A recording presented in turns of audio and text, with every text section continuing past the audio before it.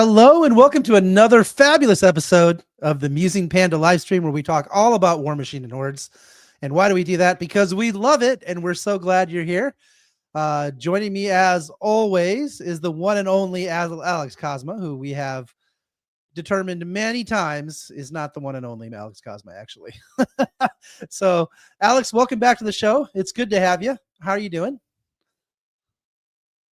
Alex, you have no sound.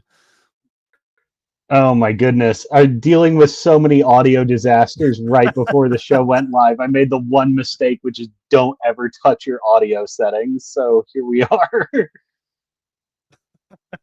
All right. So welcome back, Alex. Also joining us this week is our good friend, Goeff Zak. Obviously, Alex has known Jeff a lot longer than I have, but I got a chance to hang out with Jeff at Dragon's Fury, Dragon's Wrath out in Portland, Oregon. Which was awesome. Yeah. Welcome, Jeff. Why don't you tell everybody a little bit about yourself and what got you back into Warmachine and Hordes? Oh, I'm Goeff Zak. I'm not two people, but sure, I can be. And I like to play with toys.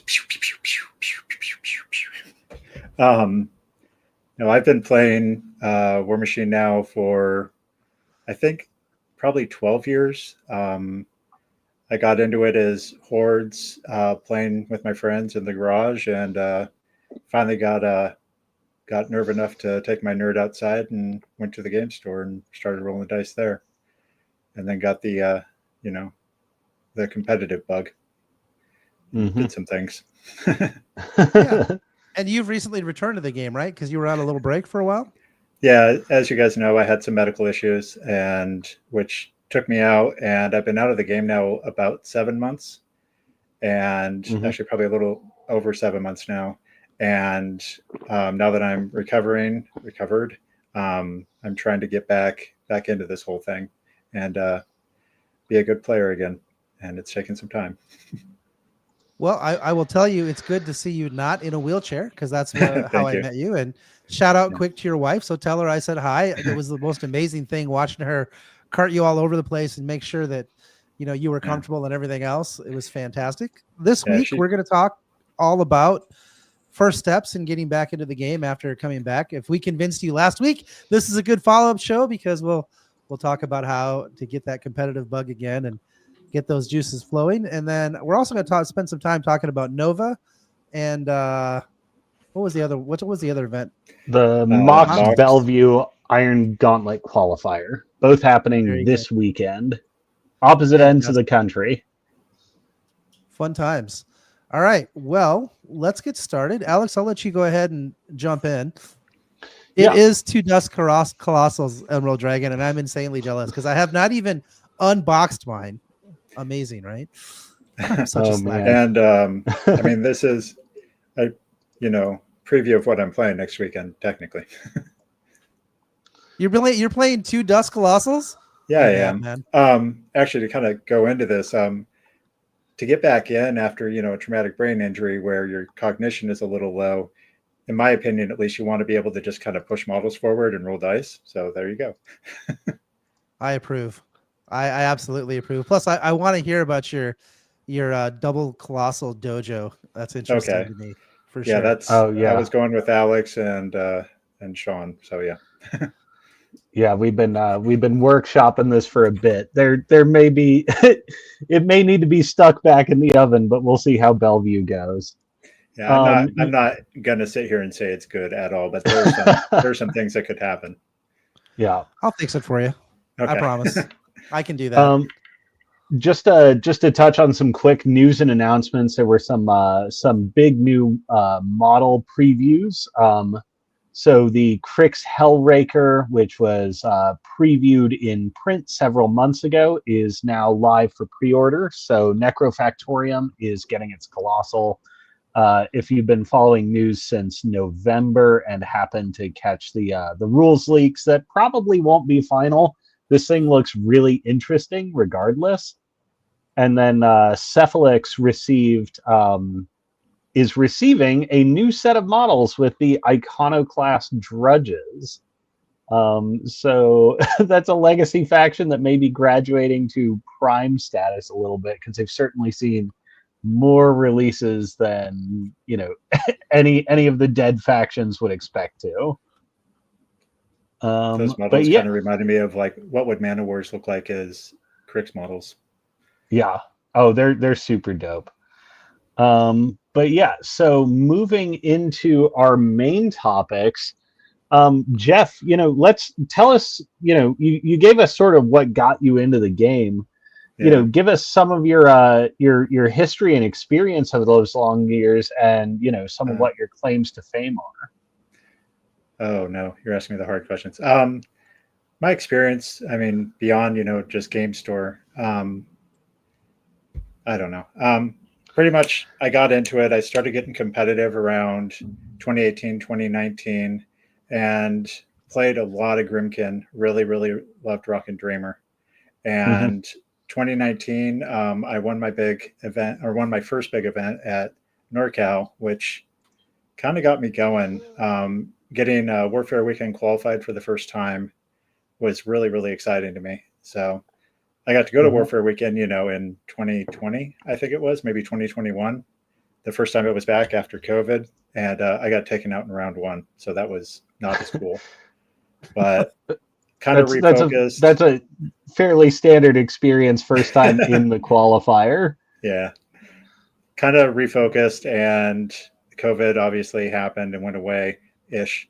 And I got really into Dusk and started rocking Dusk really hard and doing the competitive scene and flying out anywhere I could, going up to New Jersey or Denver or anywhere in California or Vegas, just going to every single convention I possibly could to play, plus all the West Coast local stuff, you know, driving up basically to Canada, which is about a 5-hour drive from where I live, to get games in and get, I guess it was IG points at that point.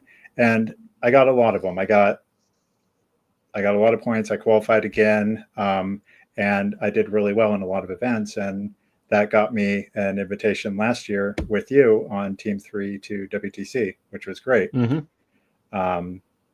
And then I went 3 and 2 at WTC, which was really cool. I expected to go about 1 and 4, so that was a lot of fun. And then the amount I traveled and played, lots of travel, lots of playing, got me a captainship this year for Team 3. And then my head popped, or my medical issues started, and so I had to drop from that. But yeah, I guess I would say my claim to fame, honestly, the thing I'm mostly talked to at events about is I made these widget trays that stacked together for Mark III. I know you still use the one I made for you. Oh yeah, I'll be right back with that because that's going to come up in the new player segment. Okay. I worked really hard on these things, and I was a stickler for accuracy. And I talked a lot of crap about widgets from some other places that weren't quite as accurate as mine, because I measured everything and wanted to make everything perfect. And so, yeah, this is, a lot of people bought these and they worked out really well. Yeah, that's amazing. Yeah, Cosmos even says Cosmo on it. Yeah. Biggest downside is they were not cheap, and a lot of widgets in there don't necessarily do anything anymore. Right. Well, this was Mark III was a different time. This was the peak of Mark III and how accessory intensive the game was. I will say, Jeff, you did develop a little bit of a reputation as, like, you know, every now and again in the fashion world, there's like a bespoke tailor who, you know, makes very, very high end designs for like the rich and famous. That's what these Jeff trays kind of became. So we've got, you know, measuring sticks, and then we go layers down, and we've got all your Mark III widgets. You know, we've got awesome huge base movement tools, proxy bases. Base tool, I still use that. That's still a really cool widget, especially when you have, you know, 2 huge bases in your list and you want to move them fast. That tool, you just put it down and you move the huge base, and it's an exact measurement. Like, again, overly analyzed exact measurements. And then it has a repo aspect of it too. Yeah, that's really cool. Go ahead. This was Brandon and I worked out the first prototype, and then Jeff took what we were working on and really perfected it for what is, even still today, the most mismeasured distance in Warmachine. which is a colossal advancing 5 inches. Yeah. You see people hold up a tape measure or something, and you've got parallax, you're holding it way over the model. God knows where that model's going. You just move from notch to notch, and it's a perfect 5-inch move. And then we're talking like 6 inches, all the way up to 8 inches, and there's a Repo 3 widget in there for your archangels and stuff. Exactly. That was made for the Storm Raptor specifically. Mm-hmm. And that's actually one of my biggest concerns this weekend. I mean, obviously, I'm playing the double colossal list, or both my lists have 2 colossals in it. Sure. And part of my medical issues, I had to have a complete shoulder replacement. And so I can't move my arm that well. And just bringing sticks out and like doing sticks properly is difficult. So those widgets, which I need to get out, I have a pile of them somewhere, should help me out quite a bit. Just, being accurate in an event is, in my opinion, super important. Mm-hmm. Not that I want to be that guy, but it was amazing to me how many widgets in that tray I had a hand in inventing. I'm not even kidding. Like the blast keys and yeah. We got blast keys, we got steppers. Yeah, there's actually iteration of that tray had a 80 millimeter blast key, which never actually, the 80 millimeters never existed with blasts. So that's wild. That is wild. But yeah, no, it's kind of fun. Someday, Jeff, we'll have to sit down and just talk shop. I don't know. I don't know if chat would, you guys will have to tell us if that would be an interesting show if we just talked about making cool stuff for the game, because it really is pretty fun to like think of a problem and then think of the best way to solve it, and then to get in there and get the measurements right. I know you're making fun of me because I guess after I left, a few of our blast keys on the new trays were off. Apparently, there was only one. The 5-inch was actually 7 inches. Well, that that seems like an advantage, right? It was. If you shot, sorry, not the 5-inch. If you shot one of the troll cannons, like the 3-inch, I think, or the 4-inch one, it ended up being like a 6 or 7-inch AOE. It was ridiculous. But that wasn't on every one of them. It was only on some of them. So one of the things, and I'm really curious if people would even be interested in this. As you know, my wife is a jeweler. I want to take kind of what Cosma had there with the cool wood tray, but make it like a pirate treasure chest. So it has like actual gold or silver hinges on it and some gold or silver inlay for the numbers and measurements and stuff. I mean, obviously it's even more expensive, but I think it would look really, really cool. I agree. That'd be really cool. It's just a matter of like, what price can you build it for? Where it's worth gold your is time. so expensive right now, so it'd probably be silver or bronze. Right. It would still be, because of the amount of manual labor and putting something like that together, it would be prohibitively expensive, but a cool project. But it would look really cool. Yeah, as a showcase. Like get it for Tyson as the prize for LVO or something.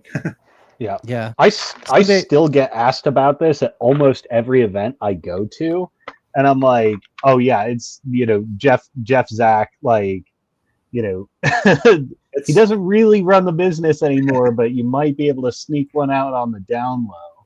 I'm considering, but so one of the things that's been the most fun for me traveling around and playing with people, like no matter where I go, I always run into someone with one of the trays I made.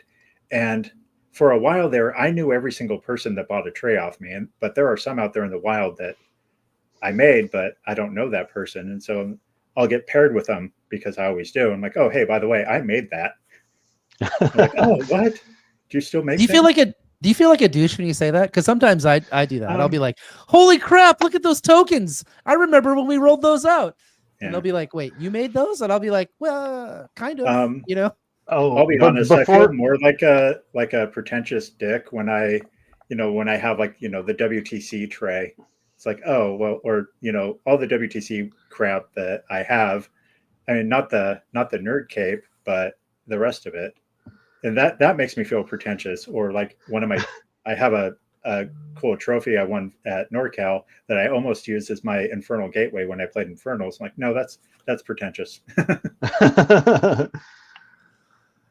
Don Jamaris is dead, for the record. Just as an FYI. Yeah. I'd be willing to bet a lot of people don't even know that story, right? So That story is Don crazy. Jamaris. That's some old Muse lore. Didn't somebody go? Oh, sorry.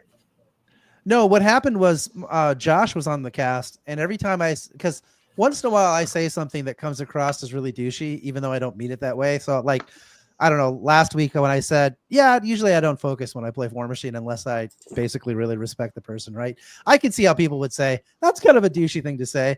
And then Maxon would say, oh, there's Don Jamaris coming out again, his evil, alter ego or whatever.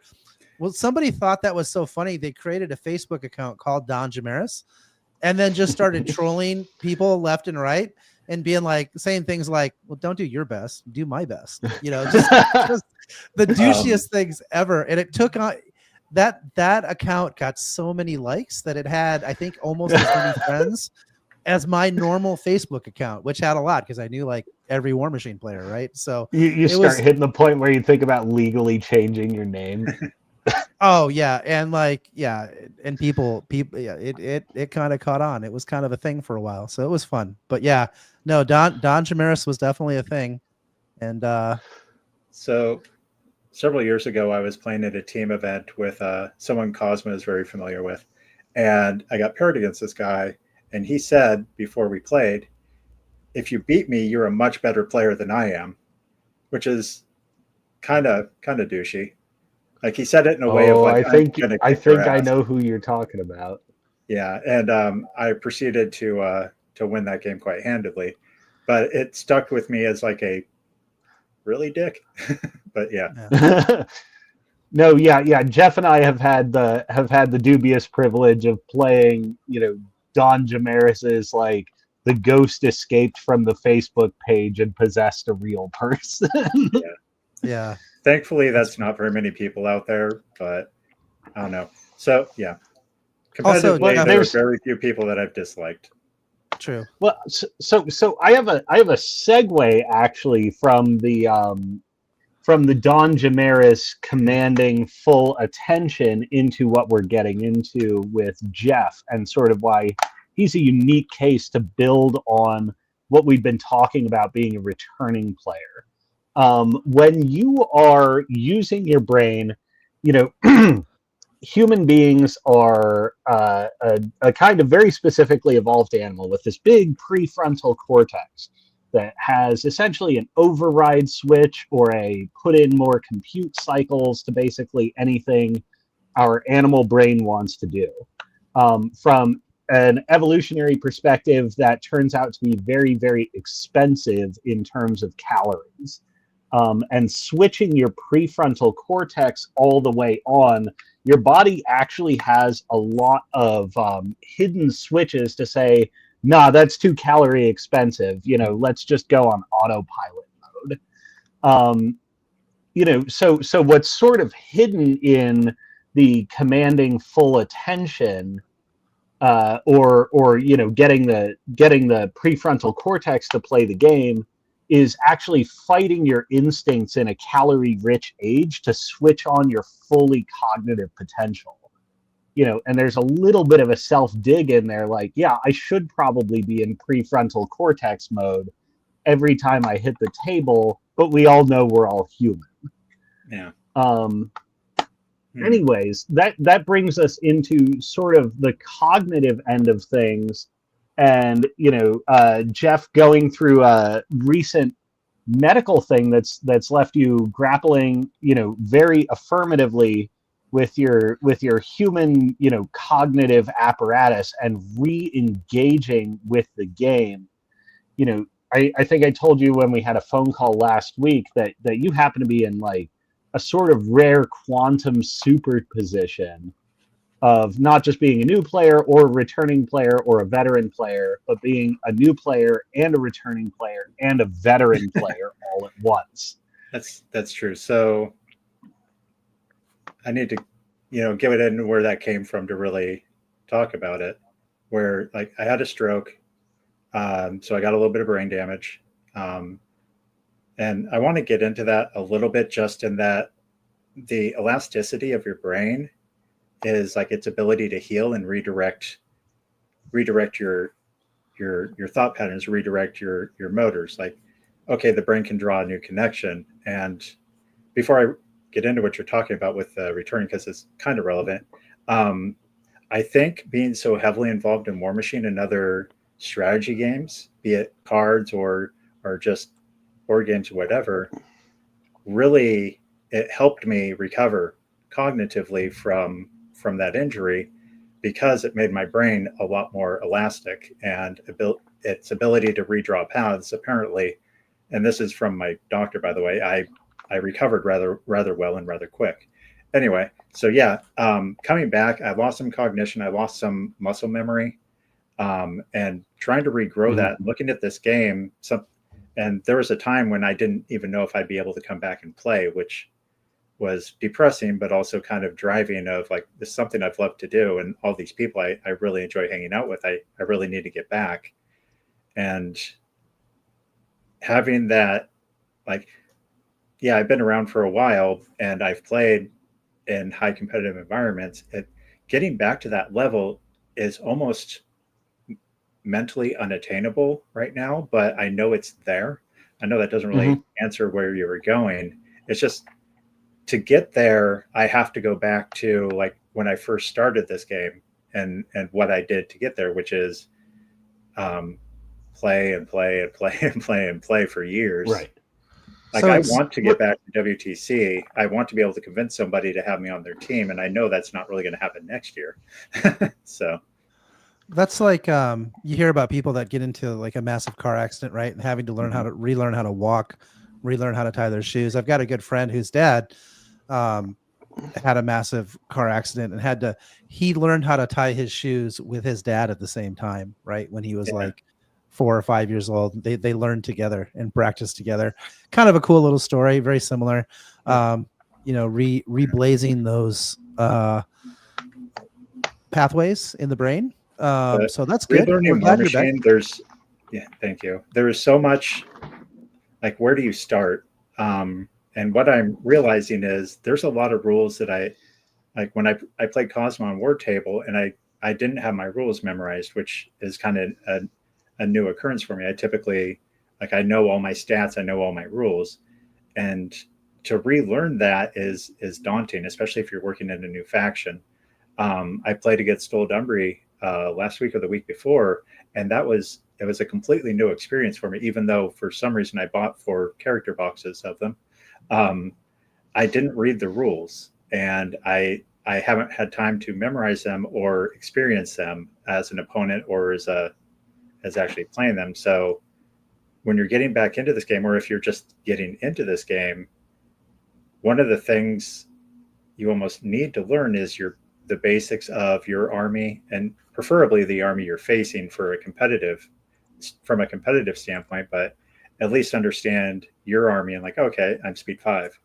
But even basics in this game, when I came back, I forgot that player 1 deployed at 6 inches. I played a tournament game the weekend after I got out of the hospital, which is a bad idea. But I forgot how to deploy. I forgot really how to move my models, which, all the muscle memory was just kind of toast. But right. Getting back into it, I've noticed I played a game just a couple of days ago against Crix, new Crix, and it started coming back. I know what your models do, and I know how to play this. And yeah, it's that's good. Fun when that starts clicking again, that I know this and I know how to play my game. But if you were a new player getting into it, I think the first step that I would look at is almost to experience the faction you want to play, whether that's play the faction or play against the faction. Just start. Some people can read a card and have it memorized, right? To me, that's weird. I've never been able to do that. I'm also really bad at reading a card and saying this model is good or bad. Among some of my friends, I'm really famous for saying the Clockatrice is a bad model. And I was very wrong. We all make those mistakes, but yeah. That's funny to me, because I think the first time we actually met was going back to Mox Bellevue.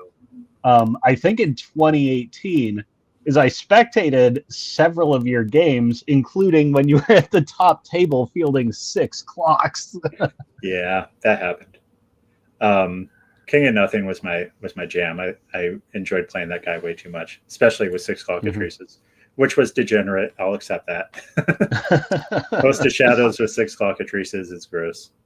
Yeah, I want to get back to talking about what new players can do.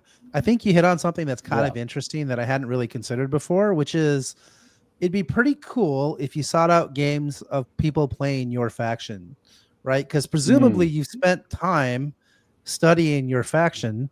So you would have people are so hesitant to play mirror matches, I think, because they have ego riding on it. I love mirror matches personally.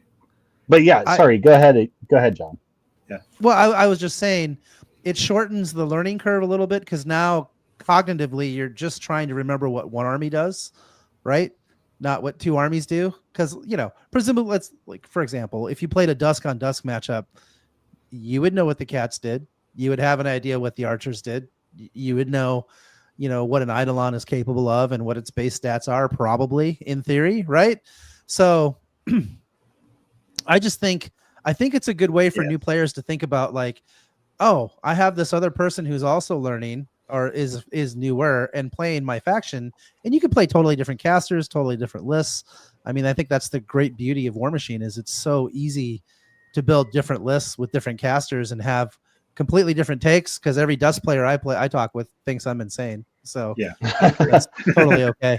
One of the things that helped me a lot over the years that I actually got in trouble with my team captain a few times, which is I look at the board situation and think, well, how can they beat me? What can they do to exploit the mistakes that I've made based on what I know about my models and hopefully based on what I know about their models? And so sometimes I will tell people how to beat me. Like, oh, if you were to go and do this, that might be a good option, especially against maybe a newer player, just to kind of like build their confidence and get them going a little bit more. Is like, if you were to try this route, it should kill all these models or take advantage of my mistake here. And I think for me, at least, that helped me process basically how to beat myself. You know what's hilarious about that? When you do that, I'm sorry to interrupt you, Alex. I'm just going to tell the story really quick. Go for it. Is the number of times I have tried to give people advice and they thought I was trying to mind trick them is astronomical. Because I genuinely will give advice to people like, you probably don't want to do that. Here's why. And then they'll be like, not sure if trolling, and I'm like, no, I'm literally trying to help. But anyway. And I'm sure that people have done that for me as well. But I don't know. It's a good mind game for myself of like, I thought of myself as a pretty good player for a while, and sometimes I was, sometimes I wasn't. But if I can take control of that other army and beat myself, then cool. Well, it's interesting. Better. Yeah, it's interesting that you bring this up, Jeff. Because this is almost like, okay, run diagnostics, give me a maximum verbosity log. And sometimes you just forget to turn that off with tournaments. I think I've told the story of like, I had round 1 of a local steamroller where I was just absolutely hosing my opponent. I'm like, okay, here's your assassination run with Maylock and this Soul Slave, and it's all you have left, but here's the correct order that you need to boost in. And it gave my opponent a 1 in 26 million assassination run, but it was literally his only out to win the game, and it came up. Or I had a WGC game. It was like, my team was 2-2, and I was playing against a guy who I just like put in the doghouse real bad. And he's like, well, I think I need to kill your caster to stay in this game. I'm like, okay, let's figure this out. And he got there. But since your recovery, Jeff, you and I have been doing a lot of talking about relearning the game. And I think one of the pieces of advice I gave was, start the maximum verbosity log again, not necessarily for your opponent's sake, but for your sake. Like that kind of thinking out loud and verbalizing has very little time and cognition cost. But if you're playing with a friendly opponent, like if you've got somebody like Aaron Allen who's nearby, and he's willing to play a game with you, he'll probably be willing to entertain you through the entire thought process and just do live on the spot coaching. And like, I've had if some you're great games. I would almost refer to them as learning games, but they're like competitive learning games where we're both talking, we're both strategizing, we're both exploring the options almost too much. But yeah, exactly what you're saying. It's a great way to explore your pieces and kind of learn the breadth of what they can truly do. Actually, yeah, Danny, who's been on this podcast several times, we played a game in a tournament recently, and that's how we played it. Like just helping each other the whole time. Like, well, if you move there, I'm going to do this. And it's like, oh yeah, that's probably bad. Good point. To the point where there was even a point where I was like, hey, you need to move that guy over so that you score that objective. He's like, oh yeah, thanks for the reminder, stuff like that. But much to your point, Jeff, I want to beat somebody because my strategy was superior to my opponents, not because they forgot to do something stupid like move one guy an extra inch to make sure it's within 3 inches of an objective. You know what I mean? Because I've been in so many games, especially when I play King of Nothing, where I'm like, if you leave your caster right there, I will kill you. Now go ahead and pull that back if you want, because I can do this, and that's not good for what's going on the table right now. But yeah, sorry. Yeah. I mean, no, you're absolutely right. And I mean, that's kind of, I think it's a good mental model or a good attitude to have in the game, which is, not to try to rely on your opponent to make a mistake, but to build the muscle memory and the strategic thought or thought processes to win the game outright with your strategy. Right. And then sometimes you get a little lucky. Sometimes you make a mistake and you get bailed out. Sometimes you put Hazaroth forward and he dies a flaming death. I mean, that just happens. So it just happens twice. Say, after 10 rounds in a weekend, you have to get lucky, and you have to exploit some of your opponent's errors, especially, round 8, round 9, whatever. You're both going to make errors. It's kind of a given. Sure. So you're going to exploit, but I don't know. It's you're right. You want a superior strategy, and you want that superior muscle memory and practice. But I guess that's why we go to game nights. Right. Right. Well, yeah, and that's the core thing I really want to drive home, especially for brand new players who are just starting out on this journey, is, in order to avoid, John, what you said, like you'll offer the advice earnestly, but sometimes players will be like, is this guy trying to head fake me? If you have a local that you play with and you go to tournaments with, or maybe you're interested in tournaments, but it's somebody that's good at this game that you play with on a regular basis, and you have that like level of social trust and engagement. If you have that level of metagame trust to have like a full verbosity, annotated game, that can be a massive level up. And like Warmachine used to be legendary for having like, sometimes you'll go 6 months to a year without winning your first game. That's a massive shortcut to really, really learn, like with the brakes off. Yeah, it's also the other thing I would say is a good habit to get into is not to take takebacks. It's really easy to be like, oh, I mispositioned that. Let me move this back a little bit. And you're like, yeah, okay, yeah. And I'm bad about this. I will fully admit I am bad about this. I'll be like, oh yeah, I meant to do this and whatever. I'll fix things. But the reason why I would say, if you can, try to force yourself not to take takebacks, because number one, painful lessons tend to stick harder. Number two, you don't have that option if you're playing a clean game in like, a real serious event. So it's just a good habit to get into of like, I don't take takebacks, and I don't, but you still might give them. Like I give takebacks all the time. Because again, I'm looking for a beautiful game and I want to win the game with my strategy. But I also like am willing to take my lumps when I make a mistake, because nothing sets that lesson in harder than like, oh yeah, I guess I can't move that guy there. I can't move that jack exactly there because it'll die every time, Yeah. Well, yeah, I mean, I think Chiraboga had like the same take home from his competitive career. you kind of remember the wins, but boy, the bad beats, those stick with you forever, and you're never going to forget those lessons.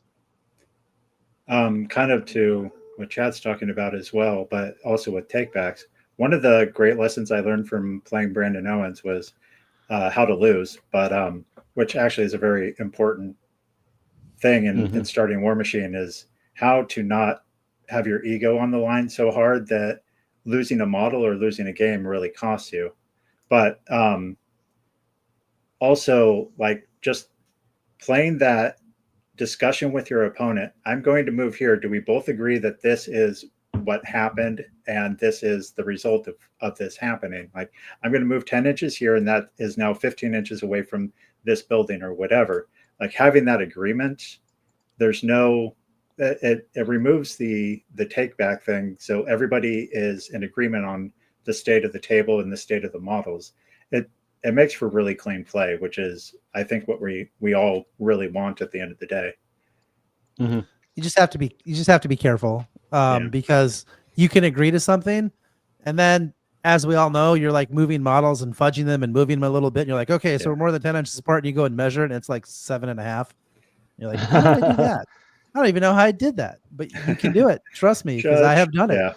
Yeah, and we agreed it was 10. That's true. We did. Yeah, but you just. Yeah, you have to be careful. Tacit agreement doesn't mean you get to break the laws of physics. So. That's fair, but I don't know. If I agree to something, I usually stick with it, even if I'm totally wrong. We agree that your caster's dead, right? Yeah. Yeah. No, I mean, I agree with you. I will agree with the measurement, but then I'll be like, hey, maybe put a stick out, because it looks like you maybe moved that too, like way too close, because you're like an inch past where you said you wanted to be, And that kind of goes on to another issue that we have that you and I have discussed, is how to make the cleanest possible measurements in a game. And because obviously a tape measure is probably the worst thing you can use on a table, aside from sticks that are cut wrong and they're too short or too long, or resin bases that have shrunk too far so they're not actually 40s or 50s.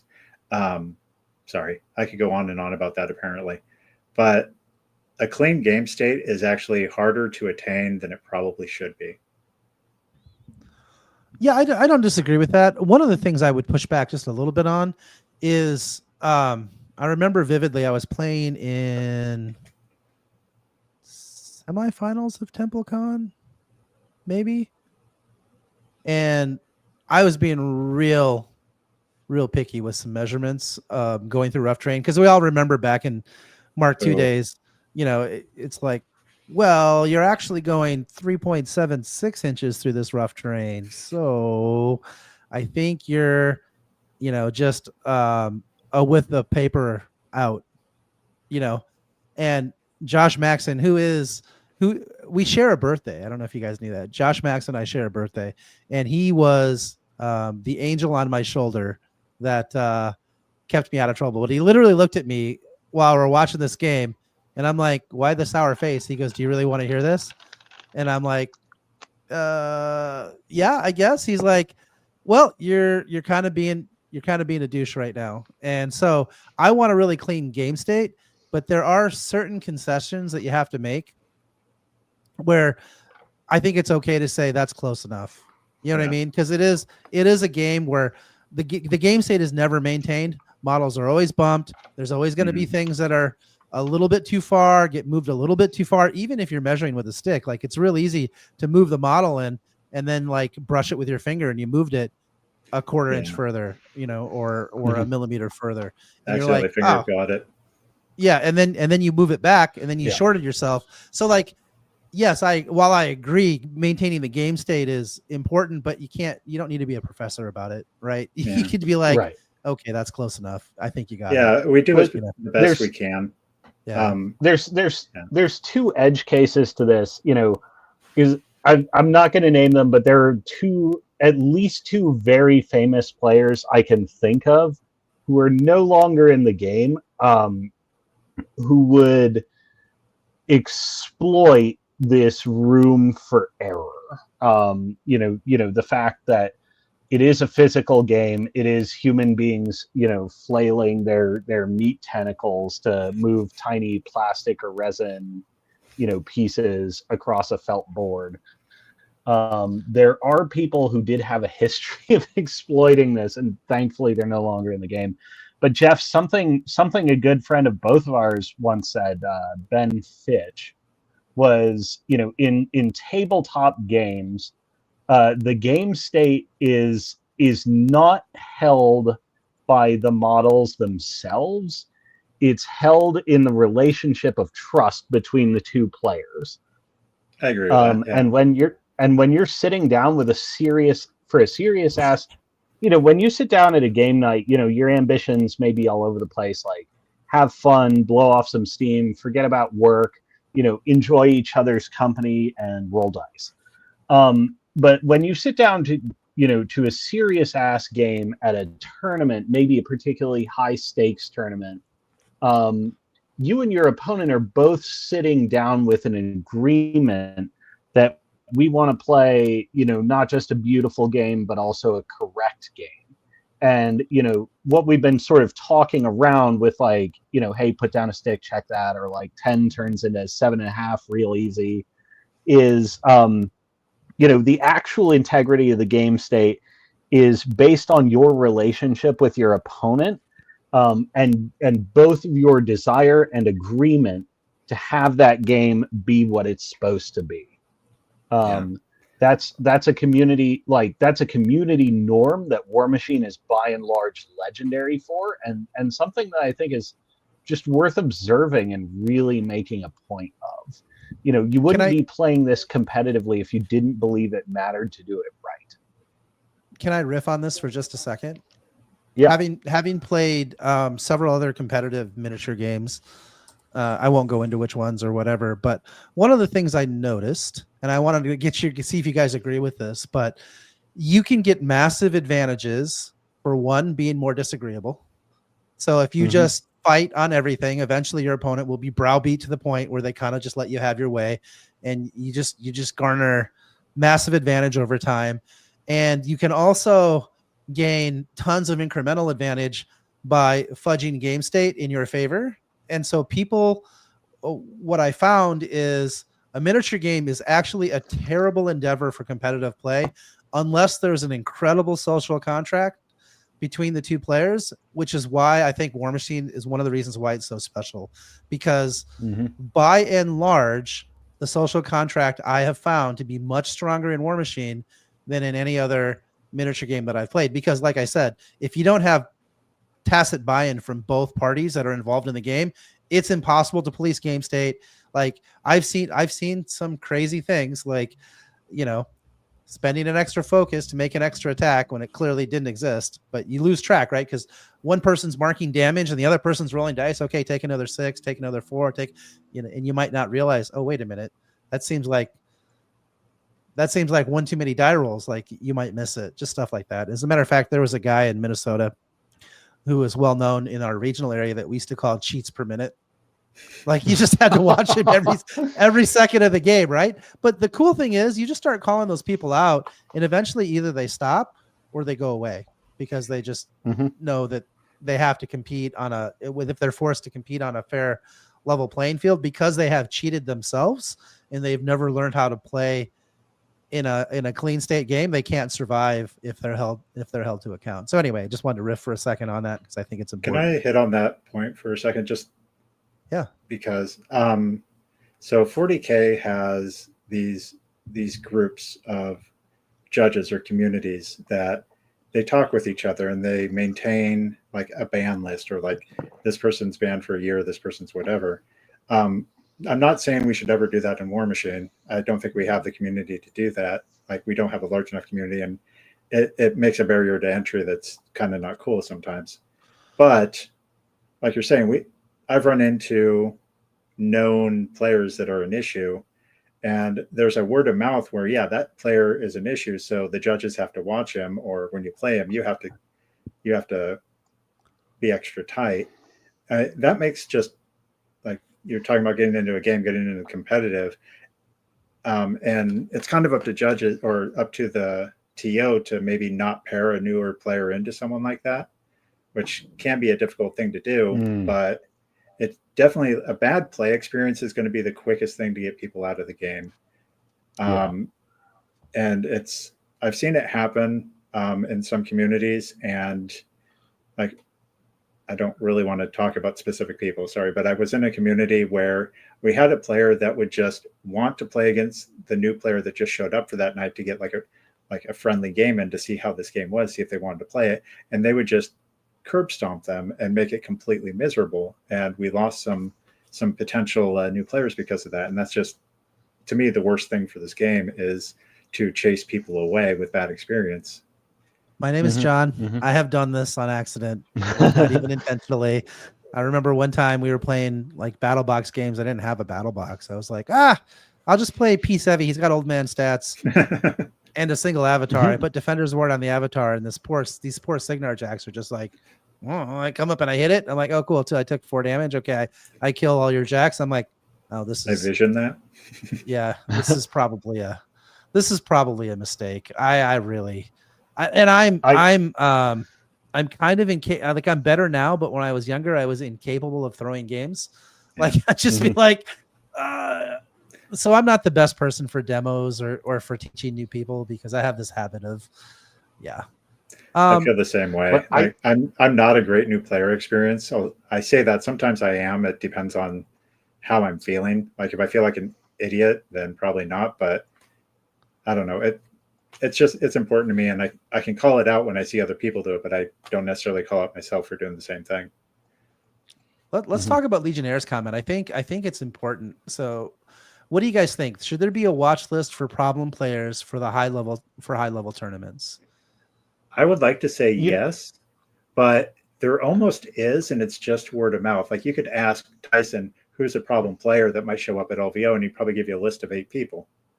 I mean, 6 of them probably don't play Warmachine anymore, but they're known in the communities.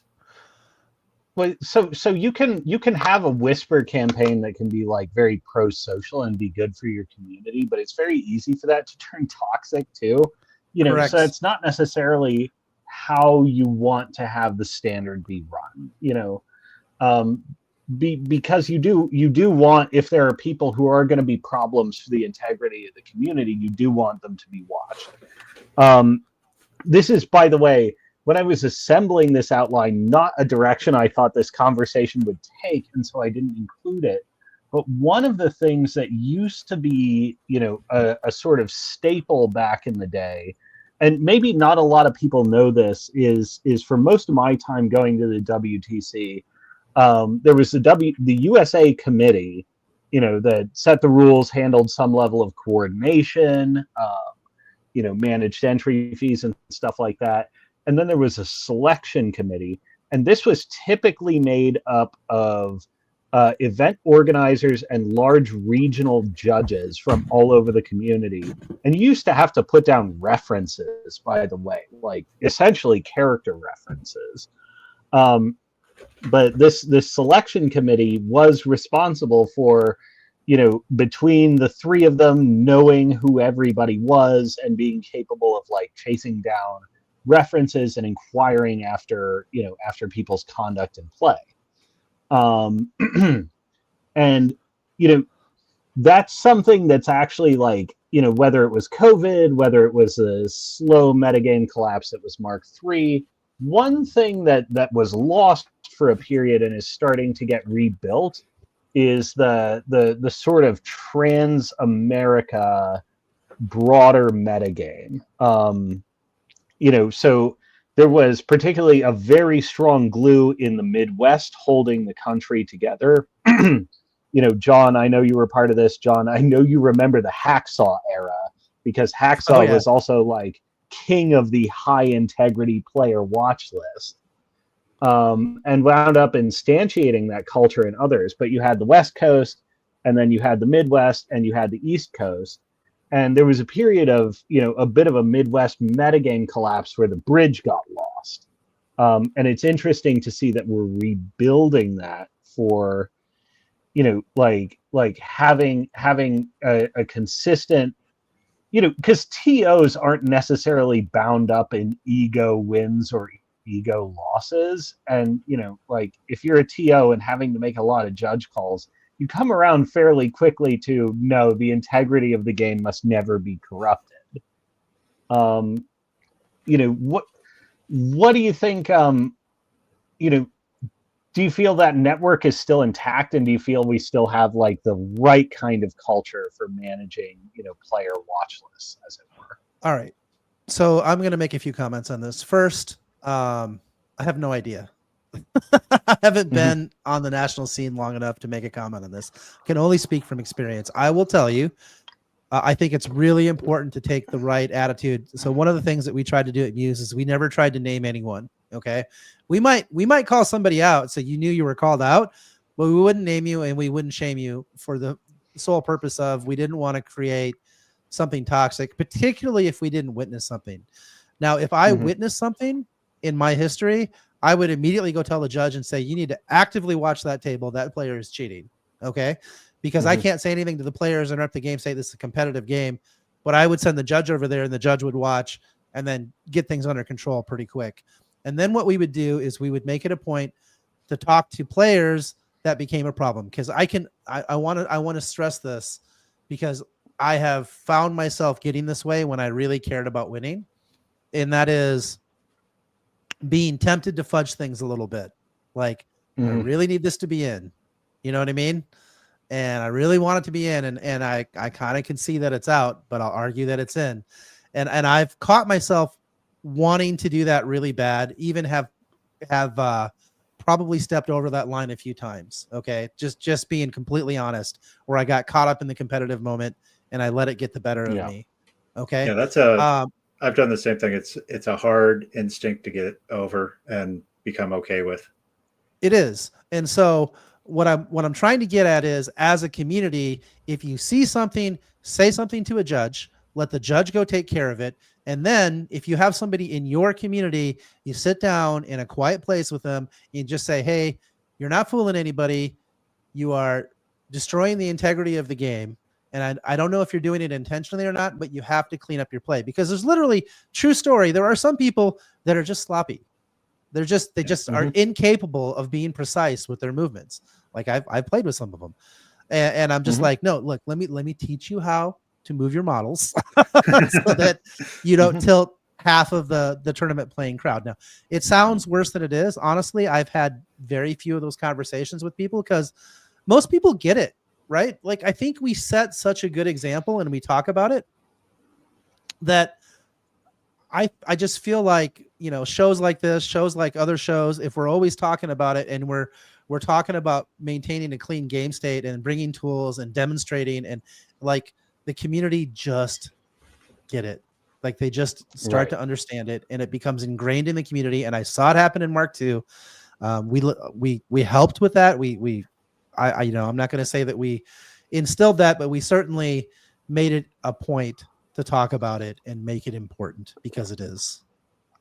Well, it was interesting. My first time going intercontinental with Warmachine at Irish Masters in 2015, which we both happened to be at, by the way. You know, it was really remarkable. Like, there was one strong outlier there of somebody who didn't get it, but like the rest of the community over the pond absolutely got what you were saying there. You know, and it's kind of like the Warmachine community has figured out how to catch lightning in a bottle for having a competitive scene that's worth being a part of, you know, and you know, we all owe it to the community to pass down the art of lightning catching. You know what I mean? Yeah, and honestly, if you think about it, the only way this game is going to grow again, well, I'm gonna take that statement back. One of the ways that this game can grow again is the big thing that this game offered, I think, to a lot of us in Mark II, is an adult experience where we can play a competitive game, and it's not just like a bunch of tryhards doing cheesy stuff, trying to F each other over. You know what I mean? It just wasn't like that in Mark II and the beginning of Mark III when I was around. You know, so there's always special from Warhammer, really. Right. Exactly. Exactly. Sure. Or any other game we can make fun of, you know. Yeah. There's a ton of them we could make fun of. So Anyway. Also, just quickly, I want to say hi to Legionnaire and Flattooth. Thanks for stopping by, guys. I appreciate it. It's nice of you to shout out nice things about me, and so that's cool. So I want to. So we took an unexpected turn, but Jeff, I sort of want to pivot back to your experience coming back to the game before we dive into Nova and Mox. Okay. Yeah, sorry, I'm very prone to tangents and throwing John off. Apparently, you're all good. You're all good. We went to some high value territory that I just had not planned for. My experience so far, I like John had mentioned, I was able to swing by Dragon's Fury and see everybody, and that honestly was such. I'm going to go off on little tangents because I'm going to. Such a pivotal moment in my healing was seeing a lot of these people that I've met and become really good friends with over the years in this competitive environment, and going to tournaments with, staying in hotels with, sometimes renting cars with, whatever, going out drinking with. It's like, these are my friends, these are my buddies. And I got to meet John, which was awesome. But it was so healing and refreshing to see these people that I really, really enjoyed and roll dice. So that's what I'm hoping my return to competitiveness is going to be. And this weekend is really my first step on that journey of getting back. Yeah. And one of the frustrations for me is I have no practice games. Like, this will be one of the first times probably in a long time that I'm going to an event that I have not practiced either of my lists for. And that was kind of my thought process on these ridiculous lists, is like, I need something, and I talked to you a little bit about this, I need something with a low cognitive overhead. And if you just want to play in a tournament or get to have that tournament experience, like, playing a list you either know well or is kind of an easy just push and do things, I think will serve you well, and that you'll be in there, you'll be in the environment, you'll be around the competitive, and you'll get an understanding of how a tournament works and how these players are, and maybe meet some really, really cool people in the process. So I get to push these colossals forward, read the rules that they have, and maybe use those. I think I have 5 shots per model right now. I'll have to look at my actual list, but I don't know. That's, to me, the biggest joy of the competitive experience. And mind you, I enjoy being competitive. It's kind of why I started doing it, but being, and kind of cliche in this, and Warmachine, and it's been said on a million podcasts, it's the people that are there and around. Like, these are my friends. Like, you and I didn't know each other 5-6 years ago, probably 6 or 7 years ago, and I consider you a good friend. So yeah, it's the people you meet along the way, you know. It's, I don't know, to me that's a lot of fun to roll dice with a friend and talk crap to each other after sometimes. Yeah, you know what's absolutely fabulous about Warmachine is it's like a universal language that's understood. So if you meet somebody new, and this happens on the international scene all the time, you like run into somebody and you play a game and you have this shared experience through this shared language, and suddenly you're bonded. You're just like, do you remember that game? Yeah, I remember it. I remember you rolling, 6-6-2 or whatever, and you needed a 6-6-3 to kill me. So, haha, sorry.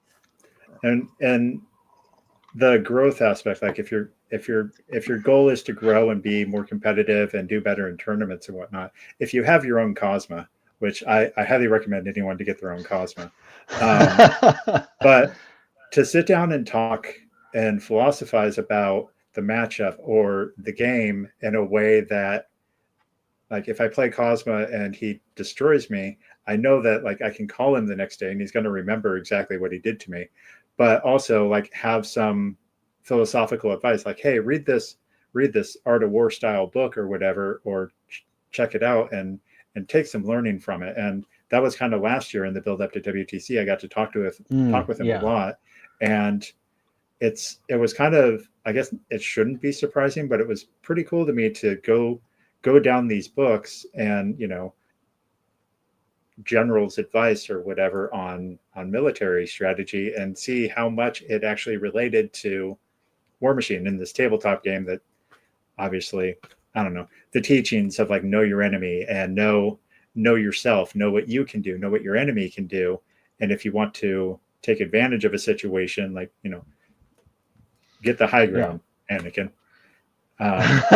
You know.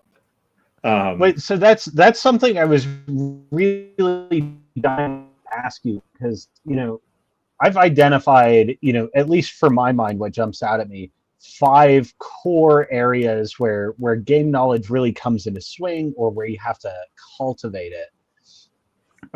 Is okay, there's core game rules, there's models and models rules interactions, building lists and like how lists operate at a high concept level, managing your own models and managing your army on the tabletop, and then like overall strategic game dynamics, turn by turn, how is this going to go,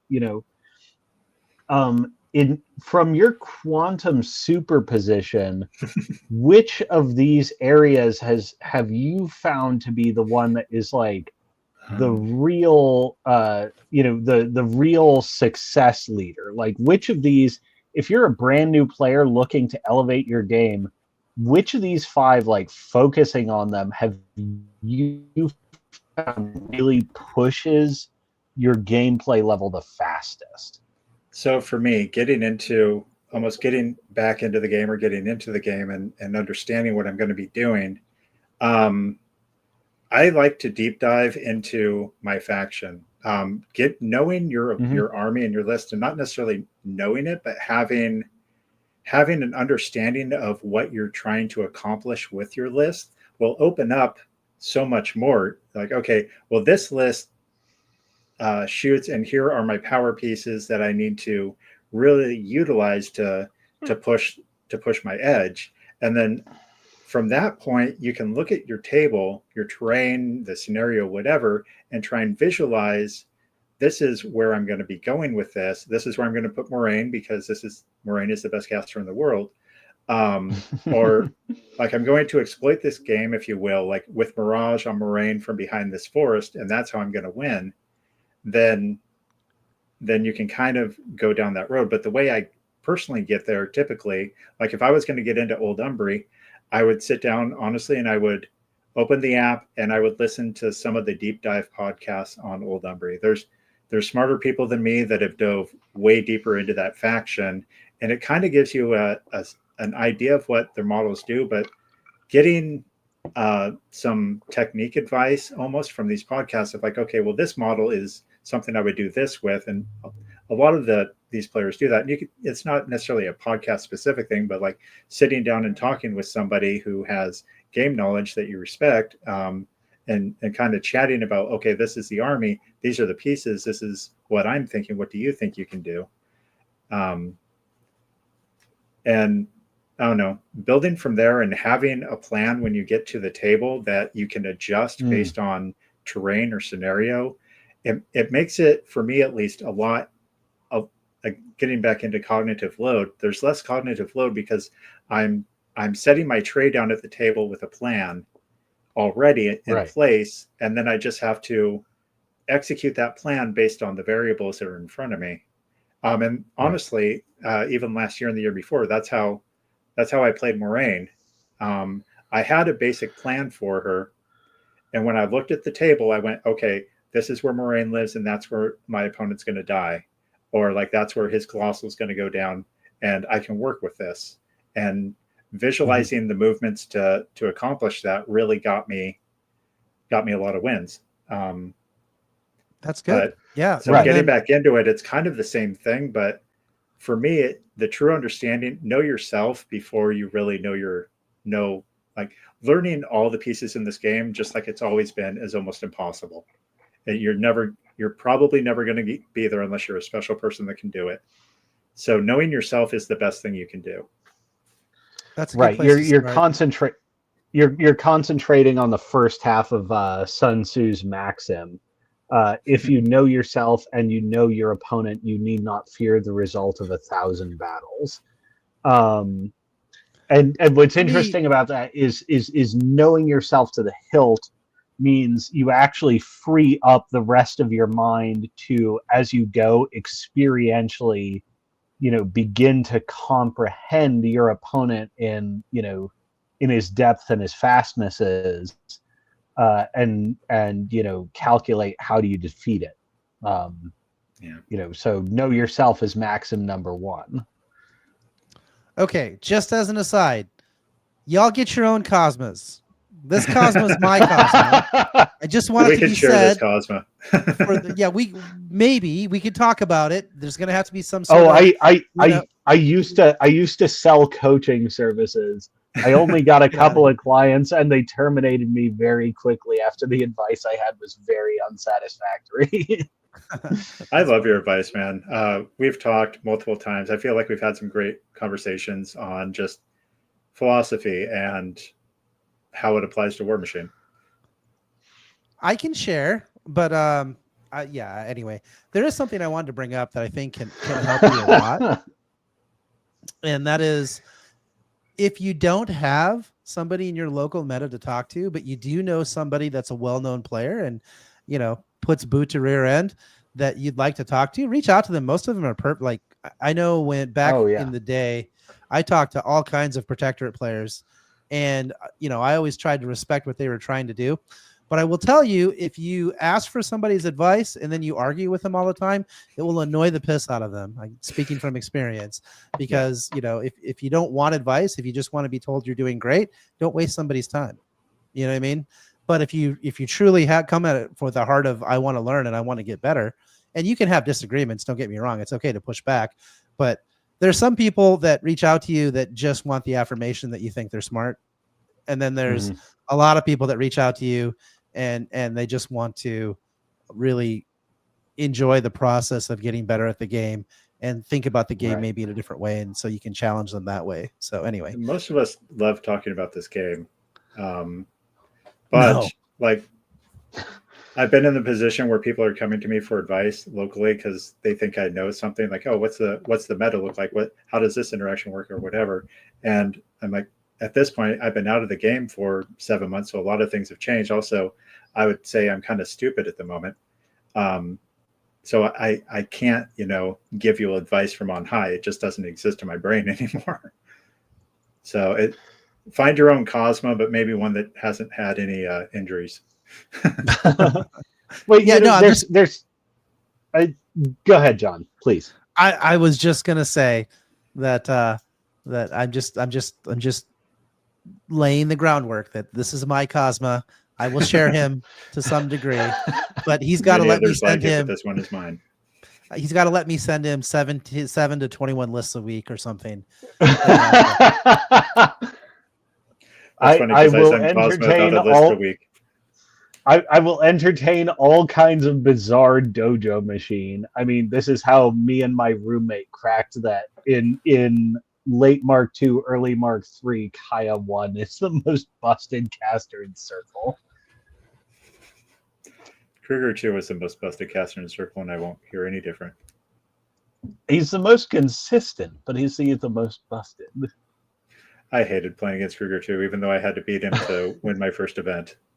He was such a hard bastard.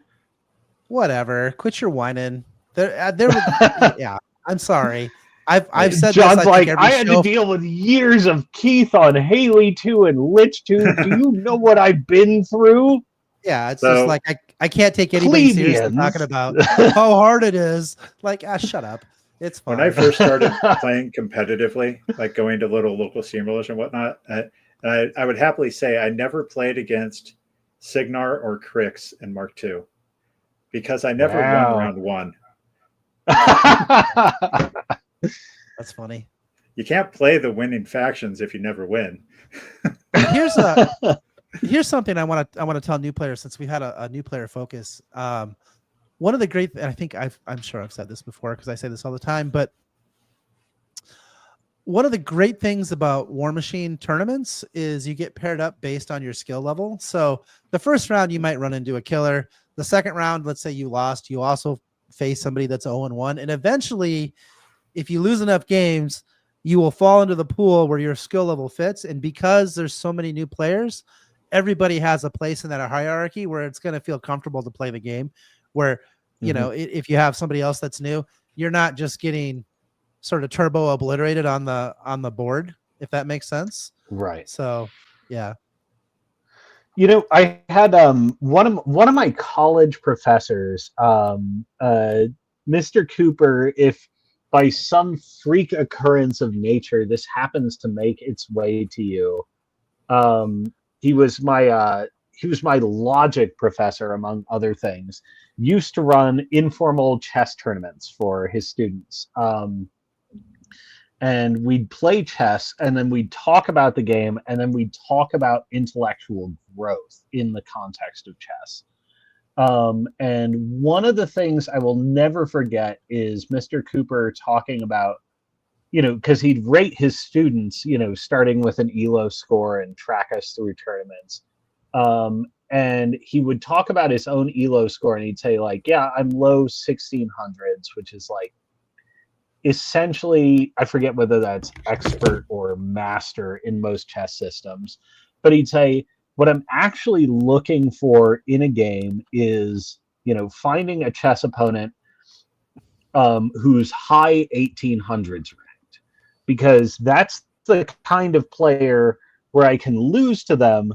But and if you're a new player and you play like the hard ass of your local shop and you get BTFO'd by them, understanding why they won is almost incomprehensible. You need to go up several philosophical steps. And Mr. Cooper said, I'm looking for someone who I can lose to consistently, but the difference between our play levels is I can see what the steps are that I need to bridge, and I need to find somebody who's willing to pull me up through that, 270 point gap.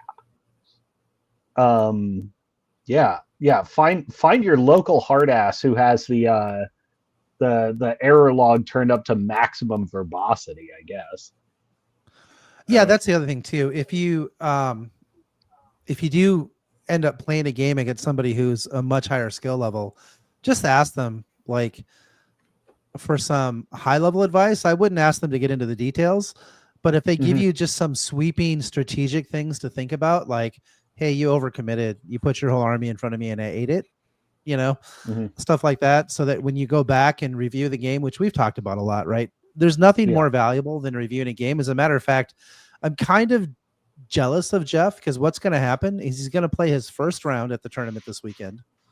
And then every round after that, he's going to get exponentially better, because the lessons learned from early iterations of List's play are so many and so vibrant that it's really fun. You're just oh, I want to play again, because I know I can do this so much better, and it's super exciting. So I'm a little jealous, I'm not gonna lie.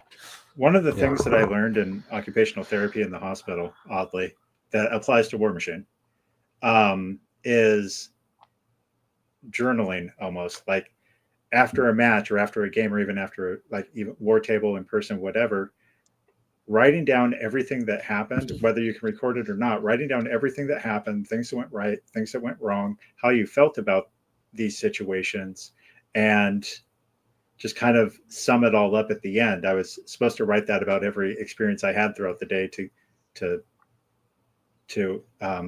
get through therapies and whatnot. And I applied it to Warmachine, and kind of prepping for a tournament or an event. If I have a notebook that's just full of I've played this caster and this is how it went with this situation, it's a great tool or frame of reference to go back to, if you can, if you don't have a recording and whatnot. It kind of goes, I believe Cosmo was saying something about that earlier. Just playback tapes. Yeah.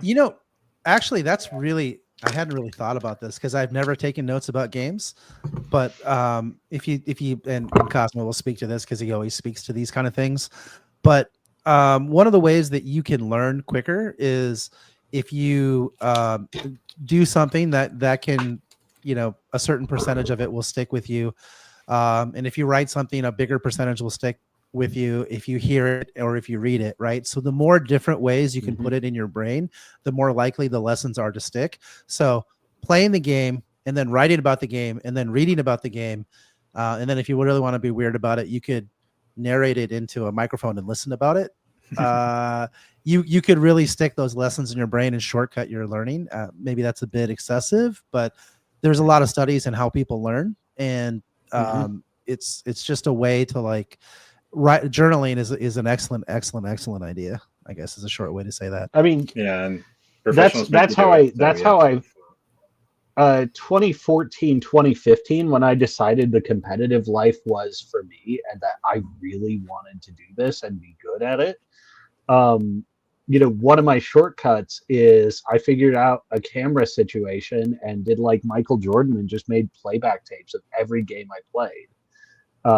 And I watched them back and I took notes on them. And honestly, it wasn't even just like, oh yeah, I play the game and then I play back the tapes and it's like a 2x of my gameplay experience. It was like a 5x of my gameplay experience. What I learned from every game keeping playback tapes, it was nuts. I will say that every time I've watched myself in a streamed game, I've learned a lot. Like, why did I do that? And I have to like get into my headspace, No, yeah. You're just watching the camera and you're like, just run your caster. You're about to die. Run. Yeah, exactly. Or just like, why didn't I just score those 3? Like I could have pushed and scored 3 points there. I literally could have just made it so that I can't lose the game. Just silly stuff. So. It's also kind of nice to have, like, if you're playing War Table in one of the multiple online leagues nowadays, having somebody who can give you critique afterwards, just watch your game while you're playing it and, provide some critique at the end. I've had someone do that for me a few times, and it's been really helpful to be like, okay, well, you did these things and you can kind of see it in the game state or whatever. Why didn't you do these things? I don't know. That's a good point. The Variety Vortex brings up is you can do turn-by-turn photos. I have done that at times back when Muse on Minis was a blog. Most of you guys probably don't know that existed, but we actually wrote about games. So we would take pictures of games, and Muse on Minis started as a blog, and then we added the podcast, and then we gave up on the blog because that's really hard work and not at all worth the effort and time. The juice has to be worth the squeeze, as it were. But if you're already writing about the game, just keep going. Never. Well, also for anyone, nobody reads anything anymore. Like this whole generation's cooked. They don't even know how to read. I stopped reading things ages ago. I'm a strict audiobook guy now. Yeah, same. I love listening to an audiobook. I was gonna say, okay, this is anybody have an audiobook? Yeah. Does anybody have a good audiobook to suggest to me? Because I love audiobooks and I'm kind of out right now and I'm waiting for, there's like a whole long list of things I'm waiting to release. Like, Patrick Rothfuss's sequel or the third book in King Killer Chronicles, which will never come out. George R.R. Martin's next book, which will never come out. I still need to finish. Jim Butcher's books are getting exponential too. Yeah. Do you remember exponentially longer? Do you remember back in the day? Do you remember back in the day when Butcher would release almost 2 books a year? I remember those days. Those days were fantastic. Pepperidge Farm remembers. But to some people are writing brain, some people are note brain, some people do the photos thing and it works for them. What I personally recommend, this is the camera that I usually do these streams from. This is my old phone before I upgraded, and I just kept it. It turns out the cameras on any iPhone released after like the iPhone 8 is better than basically any webcam except for like DSLR cams or like modern GoPros. You have one of these lying around. They have huge memory. Get a stand, record playback tapes. It's like, the modern smartphone age and the product churn has fortunately left all of us with exceptional playback equipment to hand. Like Mario from Shop Talk, I played at a tournament that he happened to record a game every round of. What was his streaming setup? One of these, baby. That's clever. Wow, that's amazing. People do that? They like Oh yeah, you super come into a duper. game with a written plan down with a cheat sheet of moves you can potentially pull off. I mean, I do that too, but I've never written it down. I like think about all the ways. Just just like, ooh, I hope I get a I've chance always to do kept it in this. my head, writing it down smart. Yeah, that is really smart. Well, But yeah, that's no, I've been like, yeah. Go ahead. So one of the other that's been my biggest fight. Oh, go ahead, Jeff, please. Sorry, one of the other things I recommend, something I struggled with, was getting organized at the beginning of an event, like having your tokens situated and being able to actually move table to table without going into utter chaos.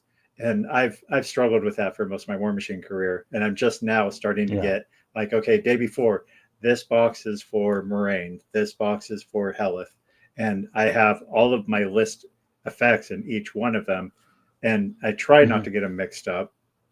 Sometimes being organized at the table is important, and for me at least, it's very difficult. Yeah. Well, that's so this segues into two of our future topics beautifully, and I'm not sure if we'll get to the most apropos one, which is mise en place in Warmachine. But speaking of events and prepping for them, we have Nova Open and Mox Bellevue qualifier coming up this weekend. Let's talk about the events and talk about what we're running. And just as an aside, Chris, who is a regular on this show, wanted us to promote, although it is like deep dark, if I told you I have to kill you kind of secrets, really wanted us to plug the narrative event at this year's Nova Open. It involves bespoke terrain. It involves narrative things. He is rather insistent that this will be an unregrettable badass experience. Right. And I'm not usually one that does narrative events, but now I'm like considering it, which is kind of weird for me. But he was so passionate about it. He's like, no, you have no idea. And I'm like, can you give me a hint? He's like, it's going to be awesome. What more do you need to know? I'm like, well, I need to know what your taste is like first, but I've heard that from the Bevs and from Chris. So they're all very excited to get the feedback about the narrative event, because I think they have something pretty special.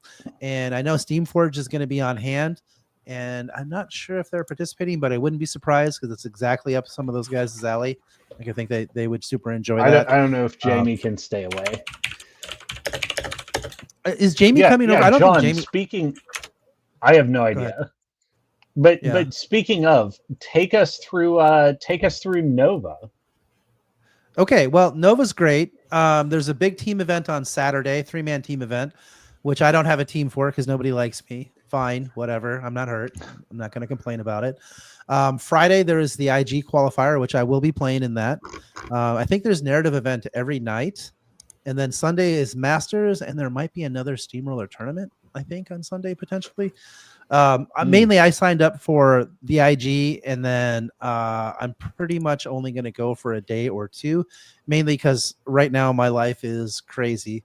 I'm doing my job, my boss's, well, a good chunk of my boss's job, and a good chunk of my director's job, who both left in the same week within 3 days of each other. And so I got kind of nominated to take over everything that they were working on, which is exciting, I guess. So anyway, I'm not going to participate too much, but there's a lot of events. I think the IG has 40 players. The team event has a lot of teams. I can't remember, but there's going to be a good number of players there. And the cool thing about Nova is Steamforge is going to be there in person. It's great to rub elbows with those guys, talk about them. Maybe they'll have like a cool announcement. I'm not sure, because I know that they normally do Adepticon, but if you think about it, Nova is sort of exactly opposite, and there was a distinct lack of announcements at Gen Con. So I don't know, maybe well, Nova has sort of sprung from like a bespoke gamers convention where it's like tournaments into okay, the tournaments are now bigger than you would ever believe, and the convention experience is just absolutely off the chain. Like whether you're showing up for a day or for the entire experience, Nova's essentially speed run from like local qualifier to like massive circuit defining event in very short order. Right, that's true. Although I will say the events are a little smaller than I'm used to, just because when I left they were bigger, and at the height of Mark you were II, playing in the heyday. Yeah, at the height of Mark II, Nova might have 200 players. We're gonna have like 50 to 60, I think, give or take, which is still awesome for where we are, and which is why it's very exciting right now. Is things are growing like gangbusters. So I hope to see some of you at Nova.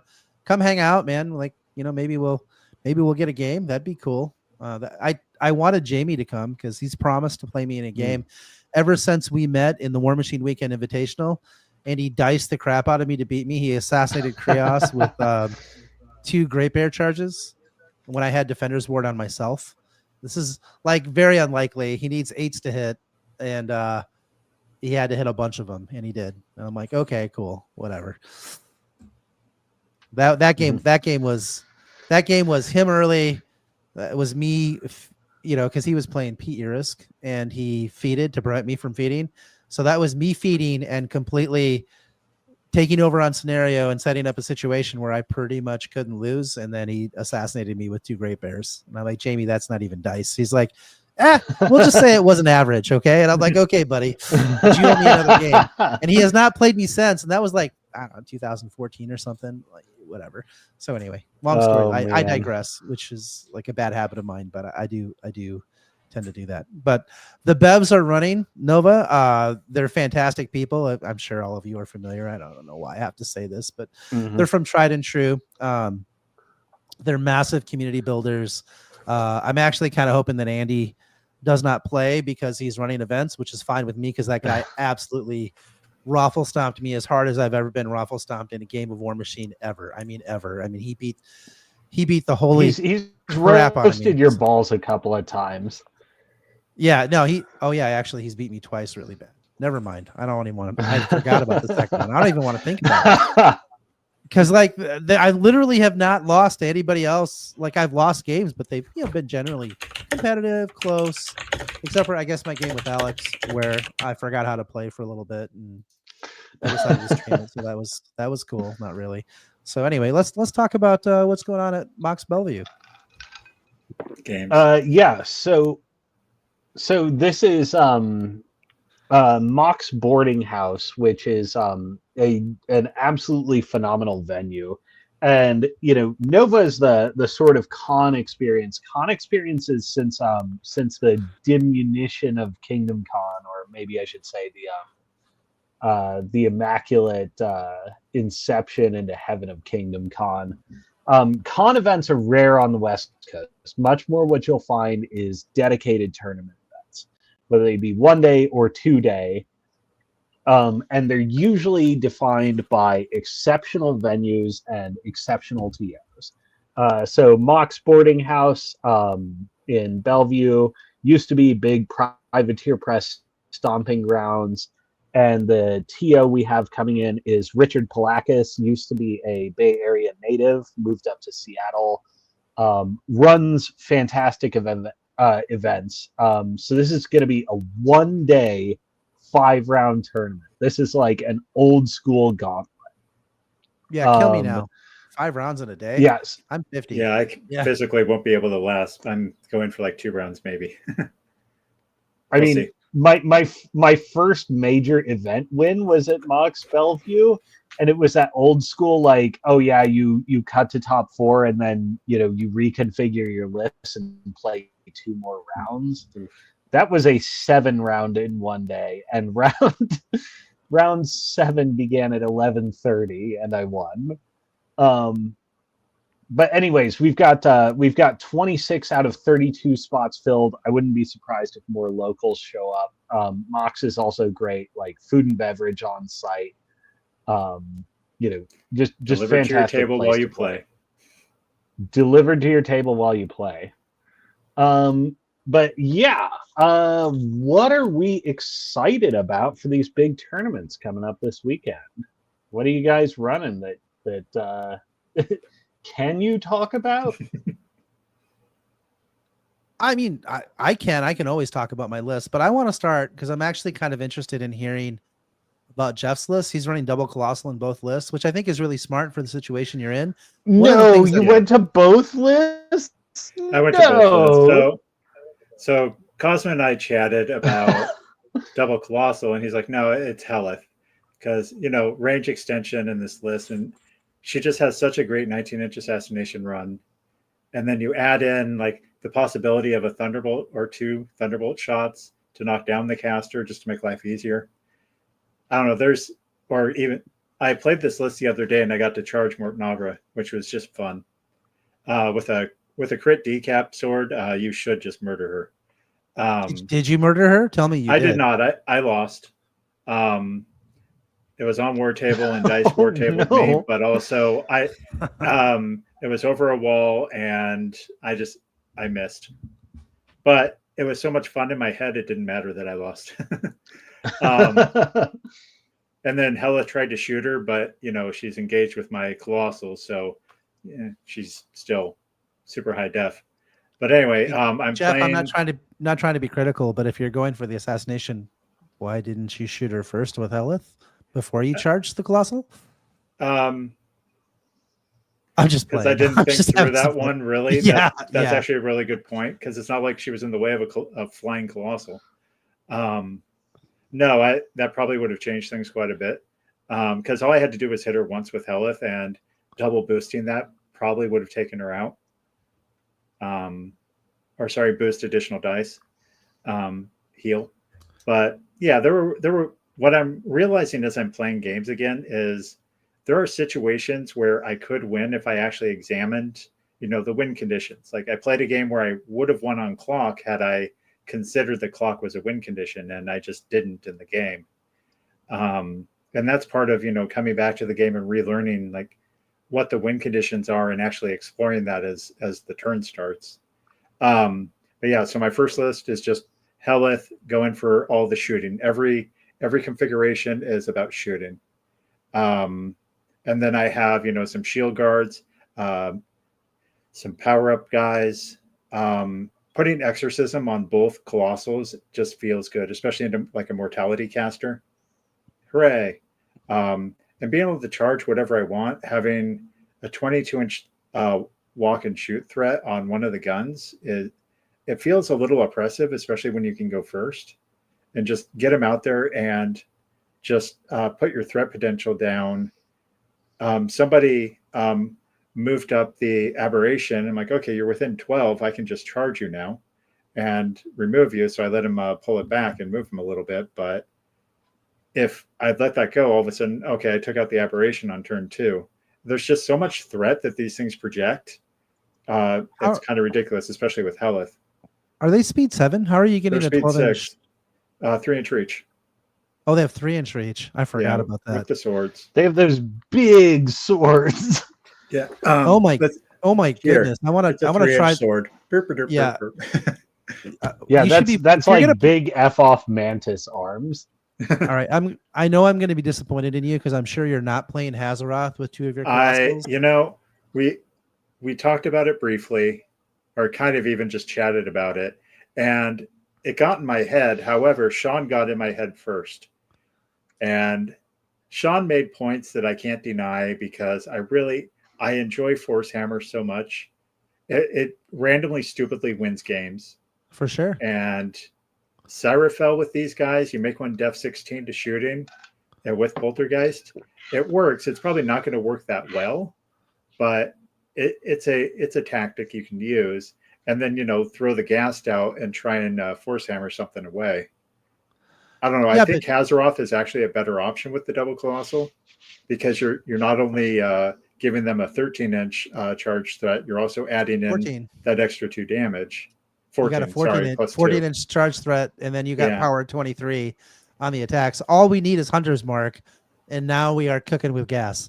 Yeah, but, you throw Kiss in there. You there's a lot of things you can do in Dusk. I love how much entropic force we have in Dusk. So I'm running a Malgrith in both my lists just in case a Trike shows up. And the more I think about it, Hazaroth is the right option. So I might actually talk to you and change gears into Hazaroth and just throw some cats in there for funsies. Yeah, double colossal, double cats with Hazaroth sounds like it would be pretty good. It's too bad I'm not throwing double cats. Well, oh man, if I can, yeah, you're not wrong. No, of course I'm not wrong. I'm me. I just kind of wish it also gives you, they don't even have flying high. It gives you a mode switch into invincible colossal body blockers, which is so good. Well, yeah, throw IR. I was against this idea. And throw up D-cell. Yeah, I was against this idea until John said double cats, and my neurons immediately started firing. Like, oh, holy crap, that works! Even though your feet doesn't heal the colossals, that works. Yeah, you throw his feet out the window, and really, like playing Cyrafel, in my mind at least, you throw her feet out the window because it's not really going to do much, unless you know. Yeah, you got points, right? So you got double cats, double colossal. So what are the colossals? They're what, 30? You can make them 30 with the minimal configuration. Yeah, they're 30 with gun hands, which they probably want to be. I might go the cheap versions though, because you can throw them away a little bit because you can rocket them forward. Cyrafel probably wants one gun hands, one cheap one, and the cheap one's sitting there with Poltergeist being like Def 16 against range, Def 13 pushback against melee. Good luck. But also, I have a Spectre in my list, so I can throw the flying and +2 Def on the Spectre, and then it's just a jerk Spectre, but that's all it is. Well, you can also run a jerk assassin. You can also run a jerk assassination ghast, the kind with the drag gun, and then other weapon is dealer's choice. But you invite your opponent to looks like you mispositioned slightly. This ghast advances or charges. You're dead now. And then repo 3 to get out of melee, so I can send everything else in. I really like it at the beginning of Dusk. Back at the beginning of Dusk, I really enjoyed the light with the decap whip. It's not good; it's too expensive for what it is. But it was like Fleet and decap were such fun rules together. For sure, yeah. I mean, anyway, so you've got Helith and all the guns, and if you did Hazaroth, you would have. I would do the cheap colossals because they're power 23 on the charge and they have forever threat ranges. So you could just literally be like, okay, here's 2 colossals in your face. One of them probably has IR. And here's these cats either behind them or cats that charge something else and repositioned in front of them. And then now Hazaroth is behind 2 colossals and a wall of 6 cats that you can, invocate if you want, or you could put IR on the cats if you wanted to. I mean, I don't know. You'd almost want to take Ghost Walk as well, just to get the cats through the colossals, because they don't have flying high, so you can't move through them.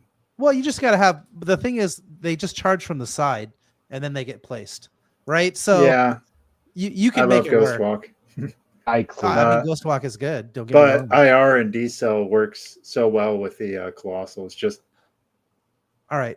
Here's my challenge to take them down. So yeah. Here's what I want you to build. I don't know if the points fit, but if you can make this fit, 2 units of cats, aberration, and 2 colossals, and that's your list. Oh my god! I sent you that earlier. Yeah, but it wasn't it wasn't with Hazaroth though, right? It didn't have cats. No.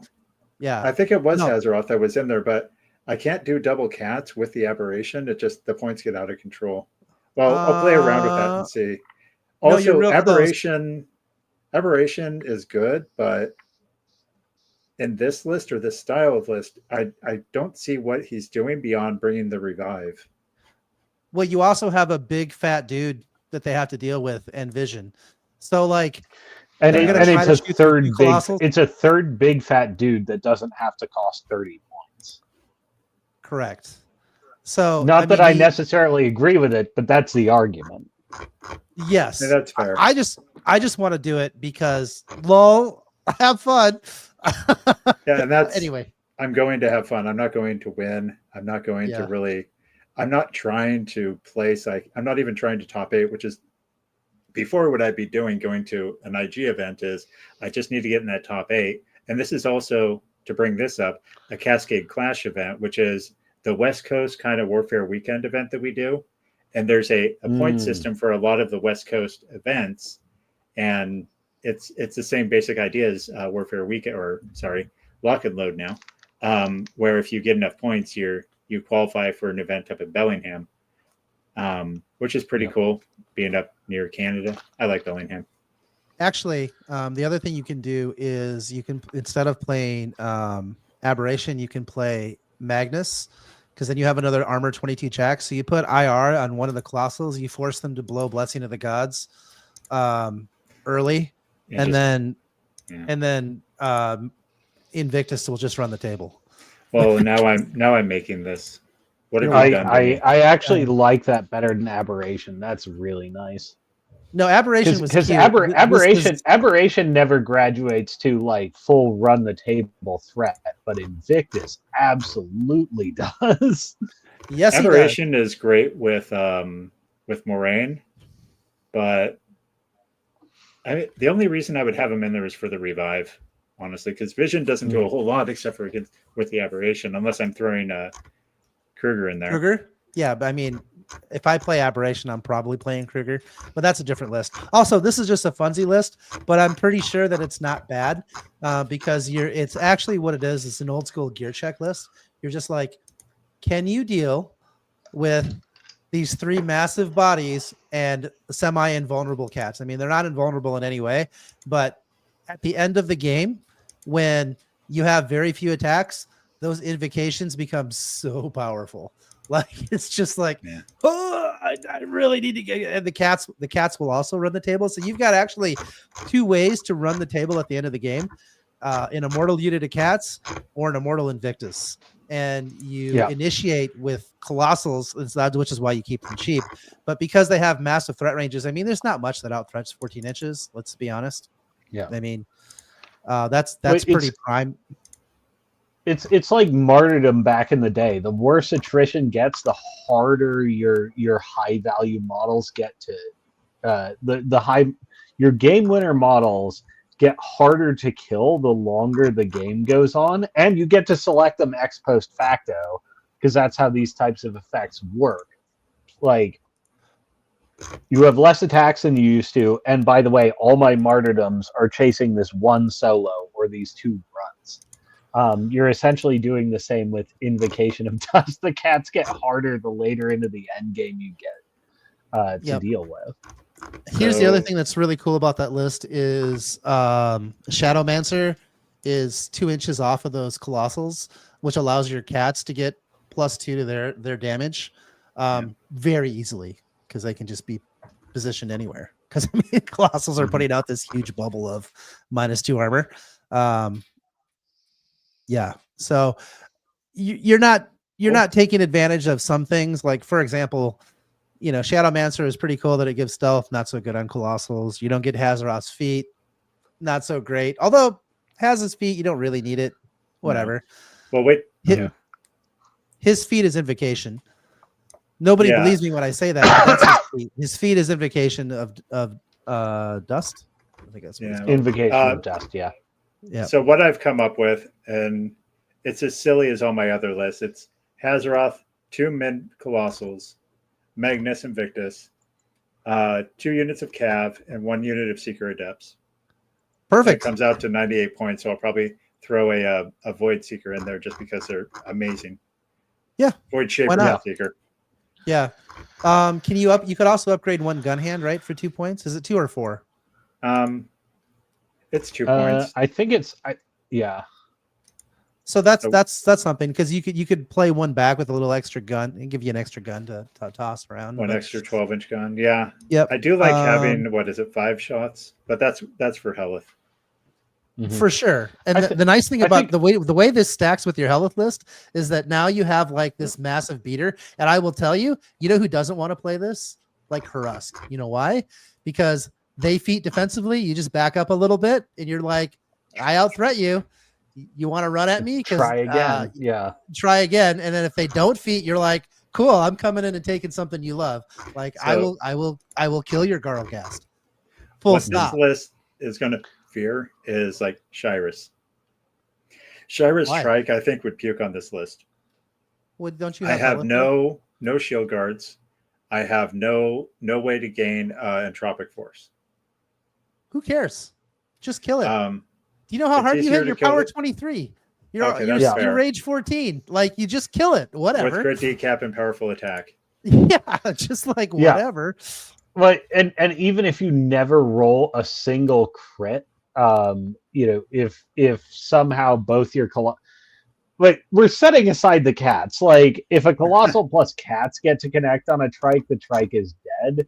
If both Yeah, your it's over. colossals get to connect on a trike after rapid healing, they're essentially dice even. It's dead. Yeah. Well, yeah, and if crit decap is whatever it is, Yeah. I still don't like Magnus Invictus personally. I get your point. They are a next step, but I would almost, I don't know. You could play Big Pig.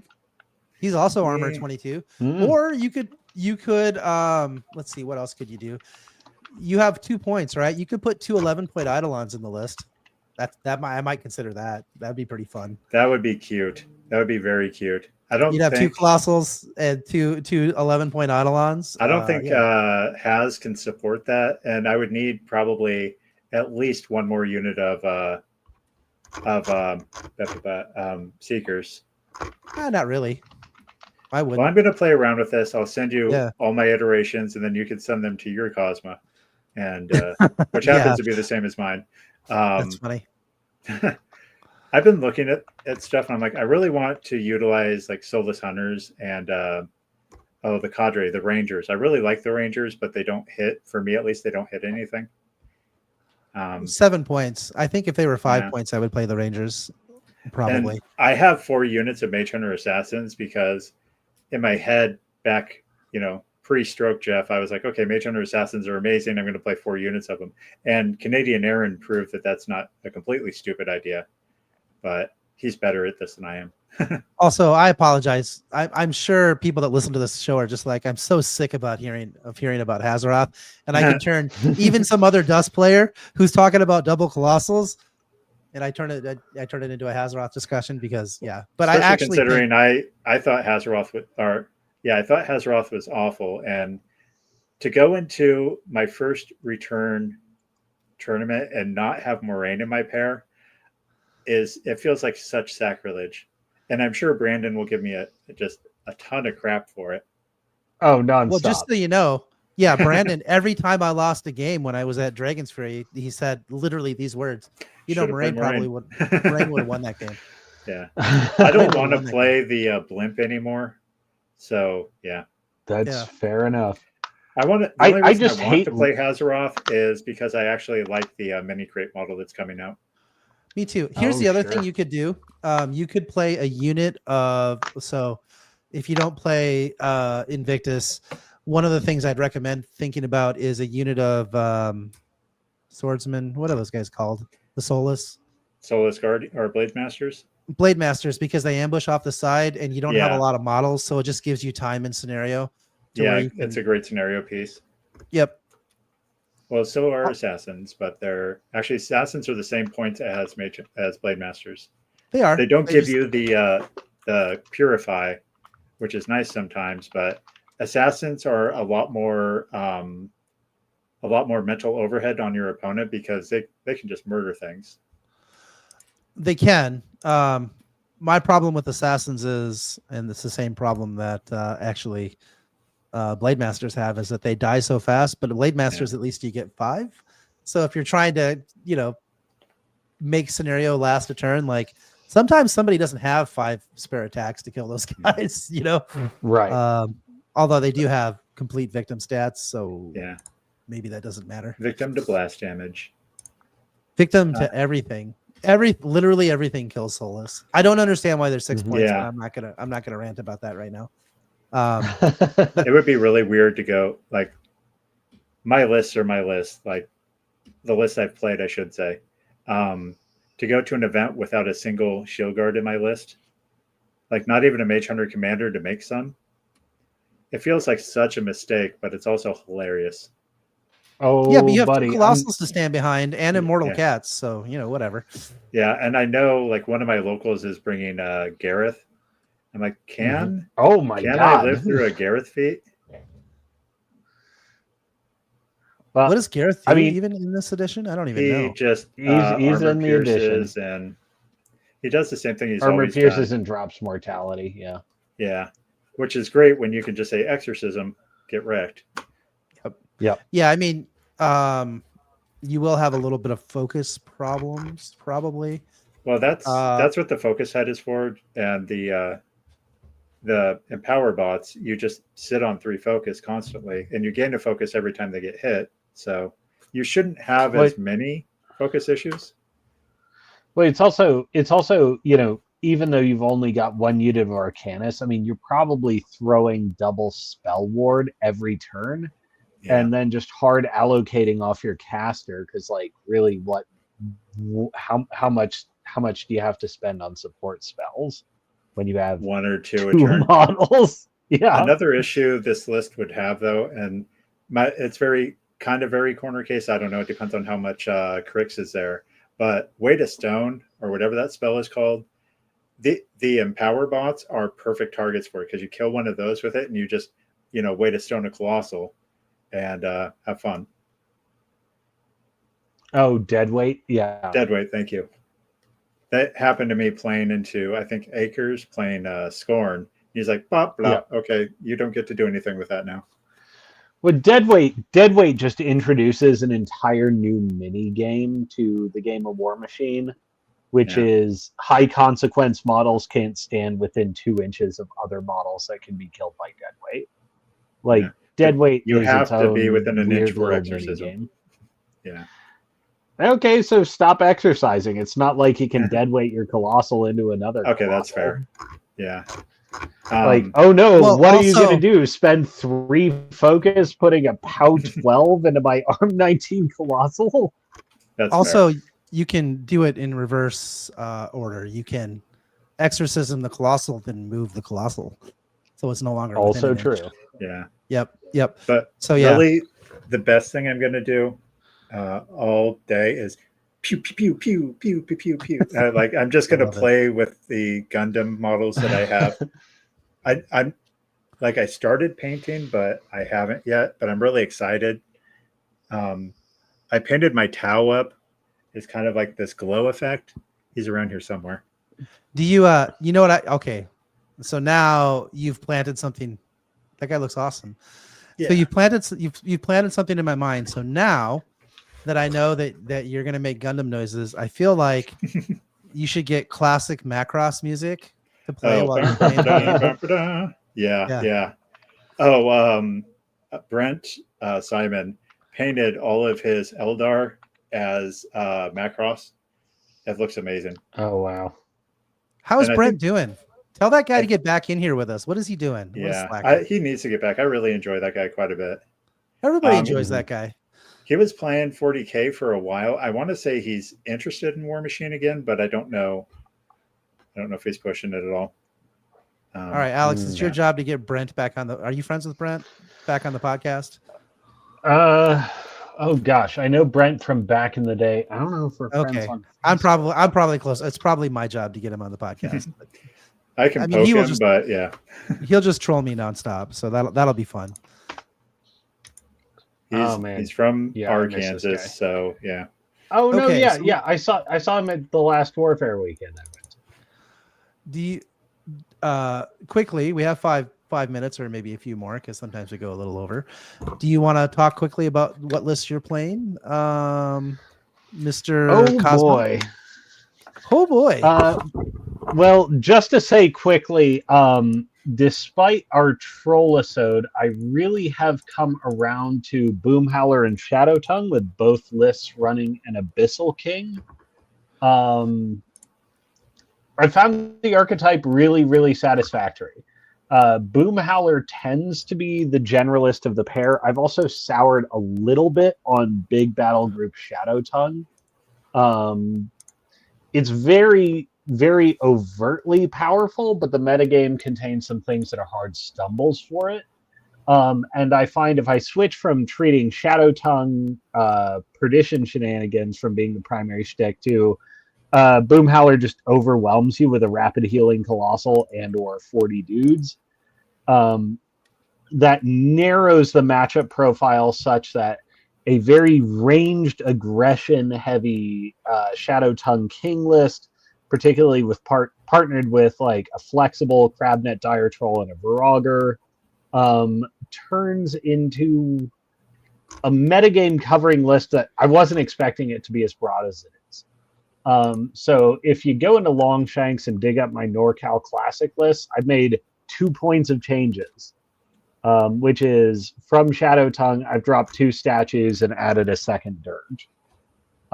So maybe at some point in the future, I'll have, broader meditations on, I think the direction I'm thinking about Brine Bloods, but for now, one true pair, OTP, Shadow Tongue, Boomhowler. It turns out having both a king in one list and a king in the other doesn't get you into that much trouble. I like that. What about having two Colossals in your list? I feel like that's crazy talk. I don't like that, John. Yeah, I only own starting one. To feel a little sick. Yeah, I don't know that I actually had not considered playing Hazaroth with one Phantasm, but 2 has piqued my interest a little. Oh no, Jeff, you've been a dangerous influence on John's wallet. Yeah, maybe. That's how I roll. I pre-ordered so much. Like there was a joke amongst some of the people I talked to on Discord that Stroke Jeff was a person that did things. When I was, high and recovering, I pre-ordered 4 character boxes of Old Umbry. I don't remember doing that, and obviously that's completely stupid because characters. But I also pre-ordered both of these, and probably a few other things as well. Yeah, it'll be fun. They'll just show up. You'll be like, "Oh, cool! It's like Christmas." Yeah, it's kind of what happened. Like I got Yana randomly in the mail. It was great. But my friend started taking I think it was like a sleeping drug of like Ambien or something, and they got the dosage rate wrong, and he got really screwed up. So he signed me up for college. He signed me up for the military. He sent me a box full of porn, like 100 DVDs. I'm just like, dude. He goes, "I'm sorry, I don't remember doing any of this," and I'm like, "That's crazy. That is." Don't do drugs, folks. That's all I'm saying. I was on Xanax, Oxy, and anti-seizure meds, and I was just click. I need all the things, go. Yeah. And thankfully, my wife's an understanding person. But I have to your loss is David Kwan's gain. Yeah. I got James Case and David Kwan back in. Oh, really? Wow. Yeah. God damn. It's 2 of my favorite Warmachine people from the Pacific Northwest back in the game. Yep. I mean, although now I'm printing over and over. I'm printing Cephalix for David, so we'll see how that goes. He got you on both. So just John, our friend David Kwan, he was one of the Mark III, like really coming up in the competitive echelons and going hard after the game. He dropped out for MCP, and then NorCal Classic was combined MCP Warmachine, and he kept dropping by Warmachine tables. And he went out to dinner with us afterwards, and he's like, "God damn, I missed this game. We got him." Yeah, I'm glad people enjoyed that story because I still give my friend a hard time about it on occasion. His name is Patrick, and we call him PJ. So yeah, and yep, he's a big Washington Commanders fan. So, oh man. All right. Well, I mean, I won't bore you guys with my lists. They're very similar to the lists we talked about. They're a little bit different, but we'll talk about it after in I guess next week we'll probably talk about how we did at both these events. We're definitely gonna have to do a review here. Yeah. We'll try to get some winners on. That would be fun. We'll have to see who does really well and see if we can talk them into jumping on the show. So that's your homework. Whoever wins the mocks. I mean, so if all goes according to plan, like most wild scenario, it's yeah. I was gonna say, like, if all goes according to plan, it'll just be a me and John solo side. Yeah, right. Okay. Yeah, I'm not winning Nova. I don't have enough reps. But I will give people a game. I cannot believe how good Helith is, just in general. Like every time I play her, it's just she's so good in.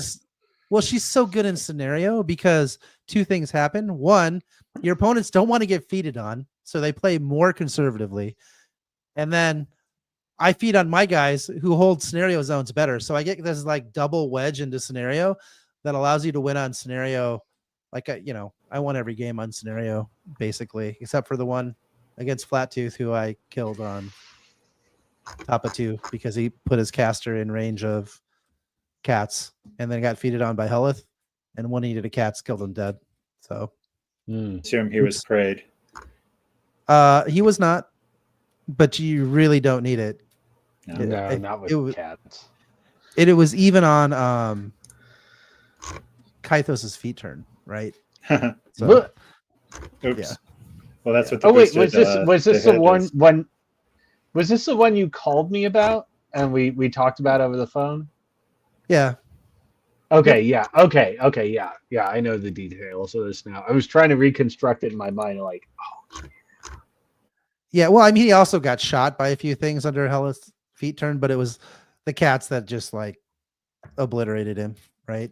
You just attack with your 3 dice attack, and he's -2 defense, so it's basically -1. Right? Yeah. They're net -1, and they kind of don't care.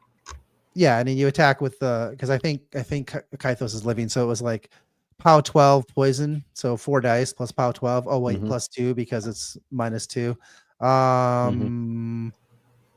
I can't remember. I might have killed the model they were prayed. Kythos might have been prayed too. Not sure. I would have never guessed that Kythos was living. He totally is. Yeah. Huh. Cats are one of the easiest modules in the game to switch prey on.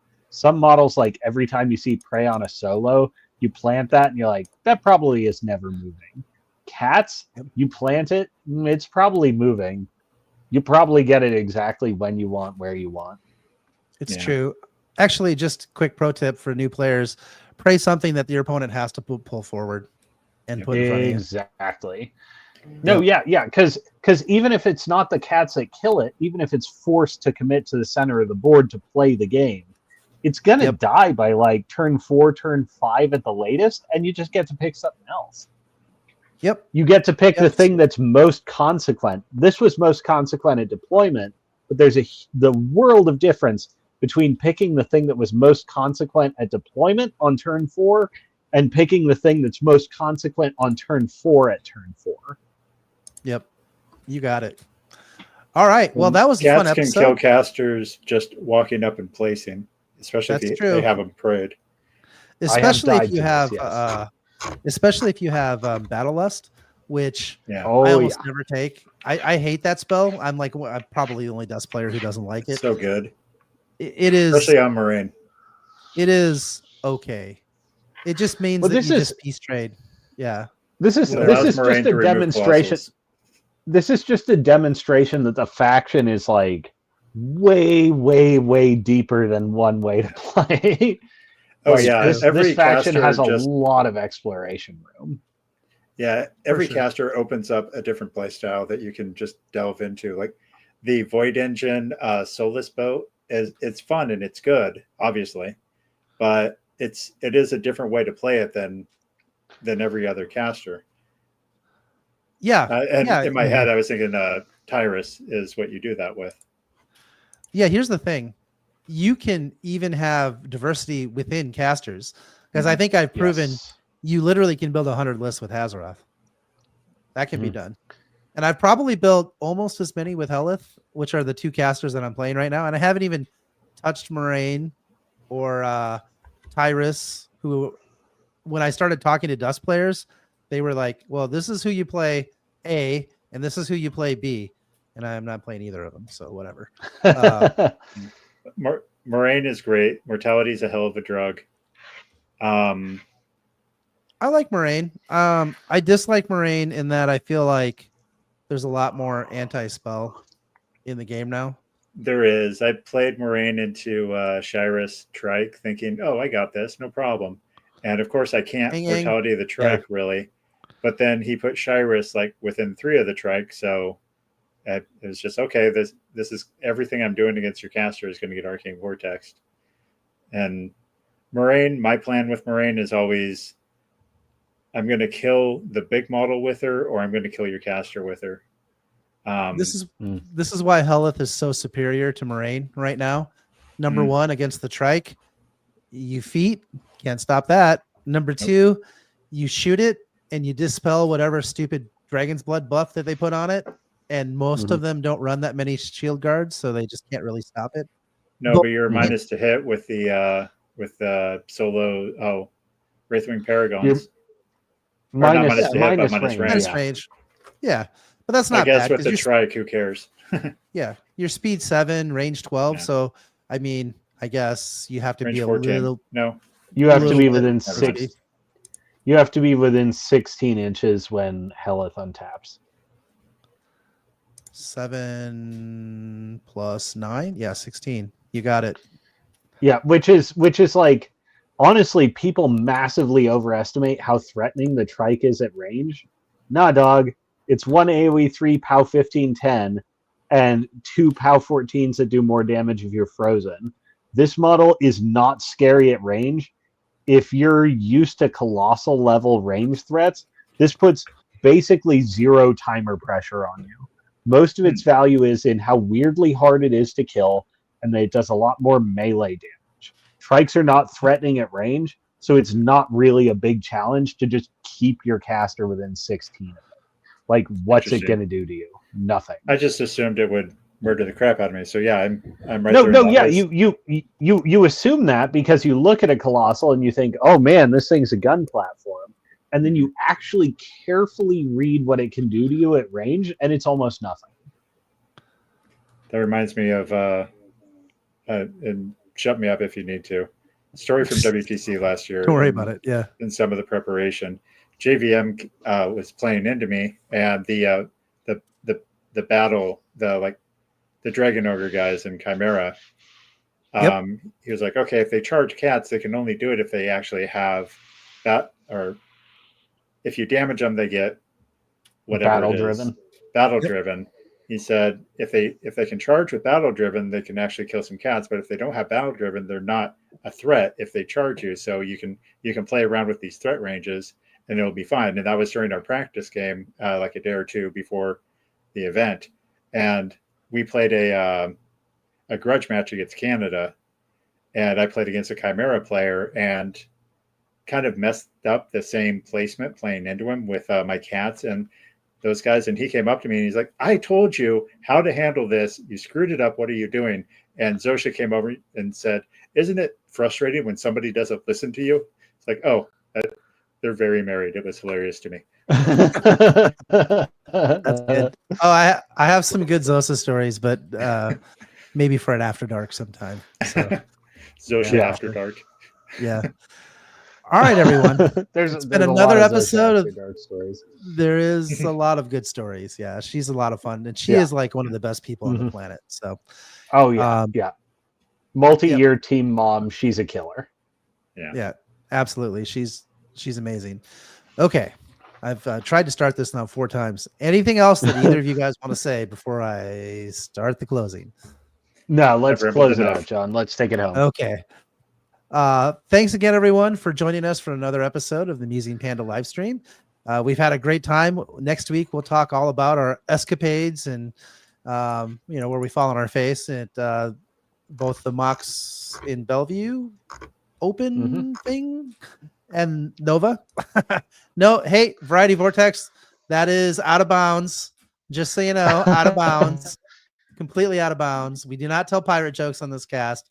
There is no Josh Maxson. It's not necessary. Terrible, bite my tongue. Idea. Yeah, yes, you will. Because I will murder you. And then nobody will have their Cosma. See that, folks? Yeah, I'll be dead. Oh my gosh. All right. Good night, everyone. We love y'all, and we'll talk soon. All right. Thanks, everyone. Thanks for having me.